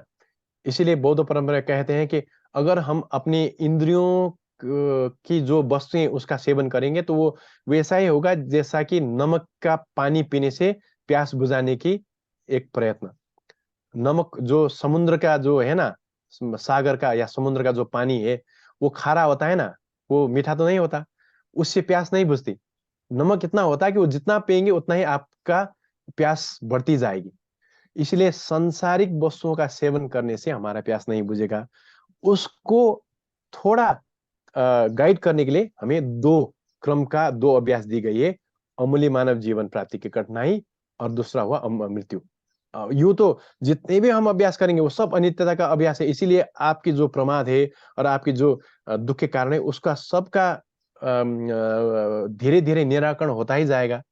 लेकिन पहले अपने माइंड को, इसको यो अभ्यास 4 जो कैटेगरी में है, इसको 4 मति परिवर्तन अभ्यास कहते हैं। 4 मति परिवर्तन अभ्यास में सबसे पहला अभ्यास है अमूल्य मानव जीवन, और दूसरा हुआ अनित्य का अभ्यास, है ना। सो मति परिवर्तन यानी कि अब हम संसार की जो वस्तु हैं उनसे सुख मिलेगा करके संसार की ओर देखे हुए हैं। यानी कि जो खारा पानी है उसको पीकर मेरा प्यास बुझेगा। पी तो हम अब कोई 30 साल, कोई 40 साल, कोई 50 साल पी चुके हैं, लेकिन उसको पीकर मेरा प्यास बुझेगा, हम यही अपेक्षा में अटके हुए हैं। अब जो अभ्यास करें उससे क्या होगा कि अरे यार, इसको तो मैं अब आधा जीवन पी चुका हूं, इससे मेरा प्यास नहीं बुझी, इसलिए अब मैं जिससे प्यास बुझेगी उसकी ओर मुंह करूंगा करके, इसलिए इसको मति परिवर्तन, कभी कभी इसको माइंड टर्निंग भी कहते हैं। पूरा मुंह मोड़कर अंदर देखना और अपनी अंदरूनी प्यास को धर्म की जो अमृतमयी जो शीतल जल है, जो अमृत है, उससे बुझाने की प्रयत्न करने के लिए हम ये 2 अभ्यास करेंगे। अब लगभग 10:30 भी हो चुका है, तो हम आज यूं ही यहीं पर स्टॉप करेंगे। 1-2 क्वेश्चन हो तो क्वेश्चन लेंगे, उसके बाद परिणाम न करके खत्म करेंगे। नेक्स्ट क्लास से हम क्या करेंगे कि हम प्रार्थना से शुरू करेंगे, अनेन पुण्य बुद्धम च धर्मम च करके। सभी को याद भी होगा, शायद आपने शेयर कर दिया है ना अमित जी? जी गुरुजी, एक निवेदन रहेगा साथ में बताइए। कि साथ में जो है 10 मिनट का ध्यान जरूर हर सेशन में हो जाए। तो नहीं, आपने अब सैद्धांतिक पक्ष की बात की तो मैंने सिद्धांत ही की बात यहाँ पर करनी नहीं, थी, मैं क्योंकि हम उनसे भी गुरुजी से भी निवेदन करेंगे, क्योंकि गुरुओं के साथ थोड़ा सा ध्यान करने पर लाभ मिल जाता है। हाँ। तो इसलिए ये निवेदन नहीं, कर मेरा रहा तो हूं। मन ही था आज ध्यान ही कराऊंगा, लेकिन आपने 2-3 बार मुझे याद दिलाया कि सैद्धांतिक पक्ष ही बात करनी है, सैद्धांतिक। सो मैंने तो सोचा कि नान सर से इन लोगों ने ध्यान किया होगा, सो मैं ध्यान नहीं कराऊंगा। मेरा मन था ध्यान ही कराने का, सो कोई बात नहीं, नेक्स्ट टाइम से ध्यान से शुरू करूंगा। हमें जो संदेशा मिला था गुरुजी वो हमने आगे बढ़ाया था। कोई बात नहीं, ठीक है, मैं नान सर से भी बात करूंगा एक बार, उसके बाद नान जी सर से बात हो नहीं पाई, वो थोड़ा बीमार पड़ गए हैं आज। अच्छा ये अच्छा अच्छा। सो जी, उनसे बात नहीं हो पाई, उनसे बात करूंगा, उसके बाद तो बात करेंगे। जो साधक सवाल पूछना चाहते हैं वो सवाल पूछ सकते हैं, हम अनम्यूट कर दे रहे हैं सबको। आप अपने आप को अनम्यूट करके, अगर कोई बात समझ में ना आई हो या कुछ किसी चीज में दुविधा या संशय हो तो आप उसको रख सकते हैं। अर्नब जी। चौरसिया जी, हाँ हाँ जी। सूरज जी, आप कुछ पूछना चाह रहे हैं? नहीं, अब पूछना क्या है, जो ये जा रहे हैं वो समझ में तो आ रहा है बहुत अच्छे से। और बहुत हमारा जो देश है उसमें ही सफलता मिल रही है कि हाँ, अभी तक तो हमें यही पता नहीं था कि हम चाहते क्या हैं। हम तो सुख चाहते हैं, लेकिन जिस चीज से सुख ले रहे थे उसी से दुख मिल रहा था। तो अब समझ में आ रहा है सूत्र की आखिर सुख है कहाँ। एग्जैक्टली। हाँ, अगर इतना बात ये समझ में महाराज आज जी, आ गया तो बहुत कल्याण होगा कि जिस चीज से मैं सुख की अपेक्षा रख रहा था वही दुख का कारण है। अगर हम ये समझ जाएं तो उससे बहुत बहुत बड़ी कल्याण होगी। हाँ अब समझ में आ रहा है गुरुजी आपने जो बताया है। अभी तो हम जो है शुरुआत की है, तो अभी ज्यादा तो मुझे इतना नहीं मतलब आ रहा है समझ में। लेकिन कुछ अभी कुछ पढ़ने के लिए मिलेगा तो वो पढ़ के थोड़ा और समझेंगे। तो बाकी तो आप समझा ही रहे हैं, तो आता रहा है समझ में, और रास्ता मिल गया है। ऐसा लग रहा है कि अब जो रास्ता मिल गया तो अब मंजिल पे पहुंच ही जाएंगे। हाँ बिल्कुल। चौरसिया जी, ये इसकी वीडियो रिकॉर्डिंग जो है हम यूट्यूब पर भेजेंगे, तो आप उसको बारंबार सुन सकते हैं, और जी जी कोई क्वारी होने पर डायरेक्ट गुरुजी से संपर्क भी कर सकते हैं, उनको टेक्स्ट मैसेज भेज सकते हैं। अच्छा जी जी जी ठीक। जी। कोई और कोई पूछना चाहे तो पूछ सकता है। Mittal sir, Ashok sir, Satyendra sir. Raj ji, कोई प्रश्न हो आपका? हाँ जी गुरुजी, जैसे आपने बताया कि 4 चीजें जरूरी हैं प्रैक्टिस के लिए, तो शायद कुछ मिस कर दिया। एक तो आपने अप्रमाद बताया, जिसके आपसे अप्रमाद, हाँ, स्मृति, संप्रजन्य और अप्रमाद, छंद। हाँ। छंद। अ, छंद ये दोबारा से थोड़ा बताइए। थोड़ा सा बता दीजिए, एक एक लाइन सबका। स्मृति। अब हाँ, आज आज टाइम है तो मैं बता दूंगा, लेकिन आपने कहा था कि 10:30 में खत्म करना है, नहीं, इसलिए मैंने अप्रमाद की बात की, क्योंकि कभी कभी 4 बात कहा तो सुनने तो आप सुन तो लेंगे लेकिन प्रैक्टिस नहीं करेंगे, इसलिए मैंने अच्छा अच्छा, अप्रमाद पे ठीक है, जोर दिया। लेकिन ठीक है, कोई बात ठीक नहीं, है। मैं थोड़ा इन्फॉर्मेशन दूंगा। जी स्मृति यानी कि जिस वस्तु है ना, जो वस्तु है आपका, जो ध्यान का आलम्बन है। जब मैं आलम्बन कहता हूं तो ध्यान के लिए जो चीज दी गई है उसको हम आलम्बन कहते हैं। उसको अपने स्मृति पटल में कायम रखने का काम स्मृति करता है। और संप्रजन्य क्या करता है कि वो मेरा जो मन है, वो जिस वस्तु, जिस आलम्बन में मुझे अड़ाना था चित्त को, वो अड़ रहा है या नहीं, उसको फिर बाहर से उसका पहरेदारी करता है, उसको संप्रजन्य कहते हैं। ये सूत्र में भी इसकी ये क्लासिकल एग्जांपल यही है। अब एक आप ऐसे भी मान सकते हैं। अब स्मृति हुआ कि जो एक घोड़ा है, एक अब अड़ियल घोड़ा हो तो उसको पहले आप रस्सी से बांधेंगे ना और एक खूंटी पे लगाएंगे। थोड़ा उसको थोड़ा अब ट्रेन करने के बाद आप क्या कर सकते हैं, उसको एक एक सीमा पर, वहां पर चारों ओर आपका एक क्या होगा, ये आपका बाण कहते हैं ना, एक एक ये क्या कहते हैं आपका, ये वहां पर बाड़ा, बाड़ा, बाड़ा, बाड़ बाड़ बाड़ा, बाड़ बोलते हैं, बाड़। उसके इर्द गिर्द तो आप जाने देंगे, लेकिन अब थोड़ा छूट देंगे अपने मन को। संप्रजन्य क्या करेगा कि मेरा चित्त अभी भी आलम्बन की दायरे के अंदर है या वो बह चुका है। मैंने हमारी ध्यान की भक्ति एक बात किया था कि जब तक आप ये जो नदी है, नदी के बहाव के बाहर बैठकर अपनी चित्त की वृत्तियां को देख रहे हैं, तभी आपका ध्यान हो रहा है। लेकिन अगर आप अपनी विचार विकल्पों के साथ ही बहने लगे तो ध्यान आपकी मिस हो गई। आंख तो मूंद कर बैठ सकते हैं आप 4-5 घंटे, लेकिन आप अपने ही विचार विकल्प में बहते जा रहे हैं, आप देख नहीं रहे हैं उसको। आप उसके लिए उसको तटस्थ, तटस्थ शब्द का अर्थ भी यही है कि तट में स्थित होकर देखना। नदी के तट यानी कि विकल्प के बहाव को तो आप ध्यान कर रहे हैं, लेकिन अगर आप नदी की में ही वही विचार विकल्प के नदी में बह गए तो आंख तो मूंद रहे हैं लेकिन ध्यान नहीं हो रहा है। इतना समझे तो आपका वहां स्मृति संप्रजन्य दो ही हो गया। अब छंद क्या करेगा? छंद आपको, छंद कभी कभी अब तिब्बतन में इसको दुनपा कहते हैं। ये अब अप्रमाद को भाग्यो कहते हैं तिब्बतन में, स्मृति संप्रजन्य को ढेनपा शेषन कहते हैं। अब ये अब तिब्बतन भाषा में, अब आप ये क्यों कह रहा हूं कि आप लोगों को बाद में तिब्बतन सीखना पड़ेगा, क्योंकि बहुत सारे भगवान बुद्ध के बहुत सारे उपदेश तिब्बती में अब संरक्षित है। क्योंकि ये बख्तियार खिलजी ने 1197 में 91 लाख जो ग्रंथ जो जला दी थी, उसके बहुत मूल ग्रंथ को संरक्षित करके तिब्बतियों ने अपनी भाषा में संरक्षित किया। इंडिया में तो वो लुप्त प्राय हो गए। तो इसलिए थोड़ा बहुत तिब्बत आप बाद में सीखेंगे तो आपको बहुत उसमें आसानी होगी। सो छंद का अर्थ ये है कि जो आपकी जो अब धर्म में जो लक्ष्य है, मुक्ति है ना, या अब मुक्ति के लिए तो अब आपको आलम्बन का ध्यान करना पड़ेगा। आलमन के प्रति एक आपका जो रुझान है, रुझान कह सकते हैं, रुझान, उस पर एक है ना लगाव, उसको छंद कहते हैं। अब कभी कभी क्या करते हैं, हम ध्यान करते हैं, ध्यान के एक अब ये आलमन दी गई, लेकिन अब ध्यान तो करना है, लेकिन यंत्रवत हो जाता है, आपका मन कहाँ कहाँ जाता है ना। और आपने 30 मिनट तो बिता दी, लेकिन आपका ध्यान अच्छी तरह हो नहीं पाए। लेकिन आपको पूर्णतया पहले तो अब इसीलिए अमली मानव जीत गए, जो मुझे ये आधा घंटा मिला, ये आधा घंटा भी अब फिर बाद में नहीं आएगा, इसलिए मैं अपनी ये समय को क्यों यूं ही तरह जाया करूं, आंख तो मूंद कर बैठे रहा हूं, तो इसलिए मैं इसको पूर्णतया प्रामाणिक रूप से करूंगा, है ना। ये जो आलमन दी गई, जिस तरह से गुरु ने मुझे इसका निर्देशन दिया है, जिस तरह से ध्यान करने को कहा है, उसी तरह चित्त को विकसित किए बगैर ये आलम्बन पर पूर्णतया श्रद्धा रखकर, परंपरा पर पूर्णतया श्रद्धा रखकर मैं इसको अभ्यास करूंगा करके, जब आप पूर्णतया 100% अपने मन को जो ध्यान के जो वस्तु है उस पर आप रखेंगे, तो वो छंद का काम करेगा। छंद यानी कि आपके मन वो ध्यान करने में एक है ना, एक क्या कहे, आप पूरा उत्साहित होकर करते हैं ना कोई चीज को, तो उत्साह का साथ करना छंद हुआ। ये छंद का अर्थ है एक हिसाब से उत्साही है, लेकिन संस्कृत में छंद का अर्थ कभी कभी नेगेटिव भी होता है।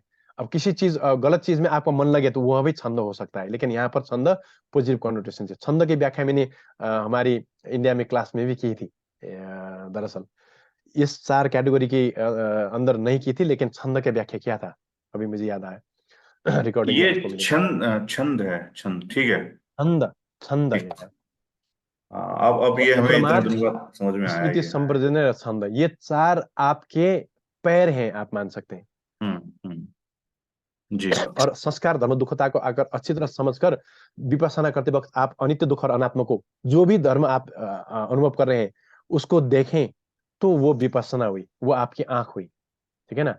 आंख जी। हमें देखने के लिए चाहिए कहाँ जा रहे हैं, और पैर हमें चाहिए वहां तक यात्रा करने के लिए।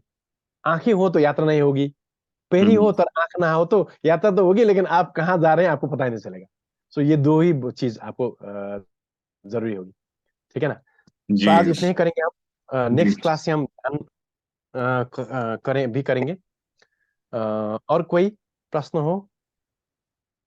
गुरुजी, कल पिताजी ने हमारी जो चाचा जी ने, गुरुजी कल पिताजी ने एक सवाल पूछा था हमसे। वो हाँ पिताजी पिताजी, भी यहाँ पर हैं, तो आप जवाब दे दीजिए कि आनंद में रहने पर जो है हम बाद में नरक में क्यों जाते हैं। मतलब आनंद की अनुभूति उच्चतम अवस्था में अगर पहुंच गई हमारी, तो स्वर्ग, नरक, स्वर्ग और ब्रह्मलोक या अरूप लोक पहुंचने के बाद हम फिर नरक में क्यों जाते हैं। ओके। वो सवाल उन्होंने किया था, तो हमने अपनी समझ के हिसाब से बताया था, फिर भी एक बार आप बता दीजिए। अब आनंद में रहने से ही नरक जाते हैं, ये तो नहीं कहा गया है, लेकिन जब आप अरूपी समाधि के आनंद अनुभव करते हैं, तो वो बहुत बहुत ही तीव्र गति की ये आनंद होती है। यो लोग जो हम ये संसार में हम लोग जो समाधि लाभ, जिसने समाधि लाभ नहीं की है, अगर वो लोग इसको अनुभव करेंगे, तो वो इतना तीव्र होगा कि कभी कभी उसको, अब जो हमारी जो जो काम सुख है, उससे कभी कभी हजारों गुना तीव्र कहा जाता है उस सुख को। सो वो सुख के अवस्था में जो जब एक आदमी, आप अब कल्पना कीजिए, लाखों वर्ष रहता है, तो जब वो उसको उसको तो लगता है कि मैं मुक्त हो चुका हूं, लेकिन मैंने कहा ना, ऋषि मुनि के तरह अभ्यास किया, साधना की, समाधि की, आनंद की लुत्फ भी उठाए उस पर, लेकिन जो अनुशय धातु में रहा हुआ जो क्रोध का जो क्लेश है ना, कभी कभी ऋषि मुनि भी क्रोधित हम देखा है ना, वो क्लेश का जो बीज है, वो बीज तो वहां पर है। अब ध्यान करने से भी आपका बहुत बड़ा पुण्य लाभ होगा, और वो पुण्य क्या होगा कि आपका ये अरूपी ब्रह्मलोक में जन्म दिलाने का हेतु बनेगा। लेकिन वो चित्त में अब अनुशय धातु की क्लेश अब अभी तक आपने हटाया नहीं है, और जो आपने, ये तो अब बैंक बैलेंस जैसा ही है, आपके पास माने 1 करोड़ रुपए हैं, आप खर्च करेंगे तो वो खत्म हो जाएगा ना। तो उसी तरह अगर बोधि के लिए आपने अपने पुण्य को परिणाम ना, यानी कि दान नहीं किया हो, तो जितना भी पुण्य, चाहे जितना भी पुण्य आपको लगे कि वो अक्षय पुण्य हो, वो पुण्य भी बाद में आपका विनाश हो जाएगा, खत्म हो जाएगा। वो आप बैंक में आप चेक क्या करें आप, बैंक से पैसा आप खींचते रहेंगे तो अंत में आपका जितना 1 करोड़ हो 2 करोड़ हो वो भी खत्म हो जाएगा, है ना। आप सिर्फ खरीदेंगे ही, कमाएंगे नहीं, बैंक में नहीं डालेंगे। तो उस तरह क्या होगा कि जब आप 1 लाख 2 लाख 3 लाख 4 लाख 80,000 लाख कल्प आप अगर उस समाधि में रहेंगे तो बाद में क्या होगा कि क्योंकि ये लोग तो अब बहुत उच्चतम है कि अब समाधि लाभ किए हुए योगी हुए। सो जब उनके समाधि की जो पुण्य खत्म होगी तो उनकी चित्त में अब विकल्पें शुरू होंगी और उनको पता चलेगा कि अब मेरा पतन होने वाला है। तो उससे क्या होगा, उनके मन में जो जो अनुशयतः की वासनाएं है ना, क्रोध की वासनाएं, पहले तो वो वासनाएं किस तरह जाएगी, और यार जिस परंपरा पर श्रद्धा रखकर मैंने इसकी अभ्यास की थी उस परंपरा ने कहीं ना कहीं मुझे धोखा दिया, क्योंकि मैंने सोचा था कि मैं मुक्त हो गया हूं लेकिन मुक्ति नहीं मिली। तो पहले तो अपनी परंपरा पर क्रोध आता है। वो ये कहा गया है, अब मैंने भी अनुभव नहीं किया लेकिन कहा गया है कि ये होता है, भगवान बुद्ध ने कहा है। वो आने से अब आप अपने गुरु अपने परंपरा पर इतना क्रोध करेंगे तो उसका तो अब अकुशल तो बनेगा ना।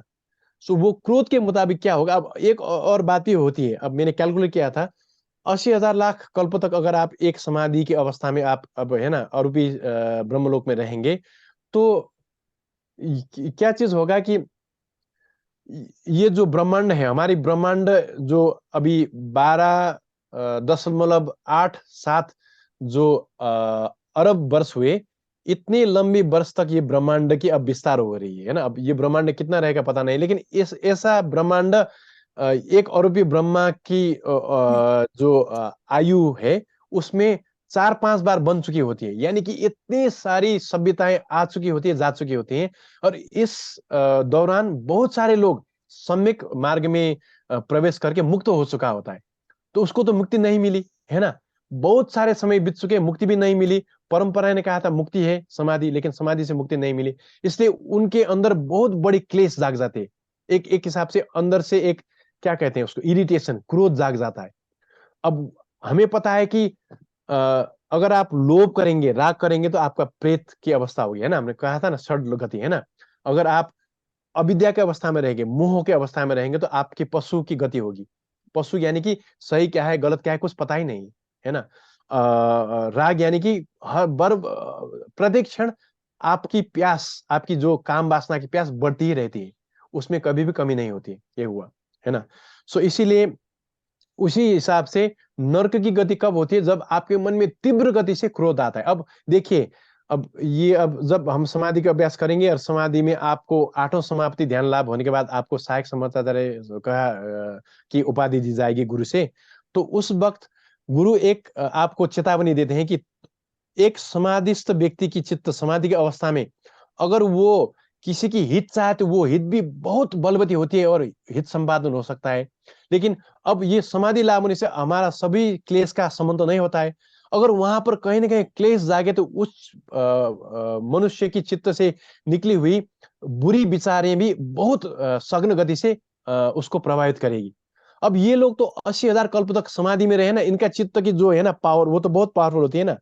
तो क्रोध करने के बाद इनका क्रोध भी बहुत मल्टीप्लाई होता है, बहुत सघन होता है। हमारे क्रोध से भी बहुत क्या कहे शक्तिशाली क्रोध होता है। और वो क्रोध किस चीज का बीज है, नर्क का बीज है।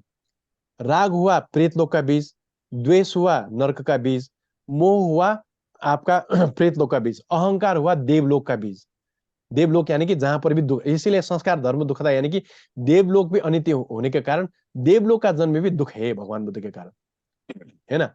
इसलिए वो ब्रह्मलोक की आनंद भोगता हुआ एक योगी का जो क्रोध होता है वो बहुत सघन होता है और तत्काल उसको नरक ले जाने वाली गति उससे प्राप्त होती है। सो इसीलिए वो चित्त की जो बलवतीपन है वो एक कैटलिस्ट कहता है ना, वो छोटा सा क्रोध को भी बहुत शक्तिशाली बना देता है। उसी तरह पुण्य भी शक्तिशाली होती है, अगर वो पुण्य चाहे तो पुण्य भी शक्तिशाली होती है। अगर इसीलिए तो बौद्ध परंपरा में सम्यक दृष्टि कहा गया है, सम्यक संकल्प कहा गया है। समाधि तो की, लेकिन समाधि से दूसरे को श्राप देने के लिए, आशीर्वाद देने के लिए समाधि की, तो ये तो सम्यक नहीं हुई। लेकिन अपना और सभी का कल्याण करने के लिए एक आदमी ने समाधि के अभ्यास किया है, तो वो समाधि से उसका विपස්සना भी सम्यक होगा और उसका जो क्लेश है वो बहुत द्रुत गति से समाप्त होगा। लेकिन गलत दिशा पर लगाएगा तो क्या होगा, और ज्यादा पाप, सामान्य लोग से ज्यादा पाप कर सकता है एक समाधि लोग। इसीलिए गुरु जी चेतावनी देते हैं समाधि लाभ करने के बाद कि तुम अब क्या सोचते हो, क्या विचार करते हो, उस पर थोड़ा लगाम लगाना ये जरूरी है। शायद पिताजी की जो संशय है वो उसका निराकरण हो गया होगा। हो गया, हो गया, हाँ, हो गया। Thank you. ओके, जी गुरु जी, सो अब समाप्त प्रणाम करते करेंगे। और हाँ, अनेन हैं। पुण्येन तु सर्वदर्शिताम् अवाप्य हाँ, निर्जित्य च दोष विद्विषः जरारुजा मृत्युमहोर्मि संकुलात् समुद्धरेयं भवसागरात् जगत्। साधु साधु साधु। आप सभी लोगों को मेरा धन्यवाद, क्योंकि आप लोगों ने अपने अमूल्य समय से निकालकर धर्म सुनने के लिए आज 2 घंटे टाइम दिए। आपकी अभ्यास में बढ़ोतरी हो, क्लेश में कमी आए, और बाद में परम शांति की पद शीघ्रतम लाभ हो, यही शुभेच्छा सहित मैं विदा लेता हूँ आपसे। बहुत बहुत धन्यवाद गुरु जी। धन्यवाद गुरु जी। Thank you. सभी साधुओं का बहुत बहुत धन्यवाद। अब ये सभा समाप्त, सेशन खत्म होता है। Thank you Amit ji, thank you.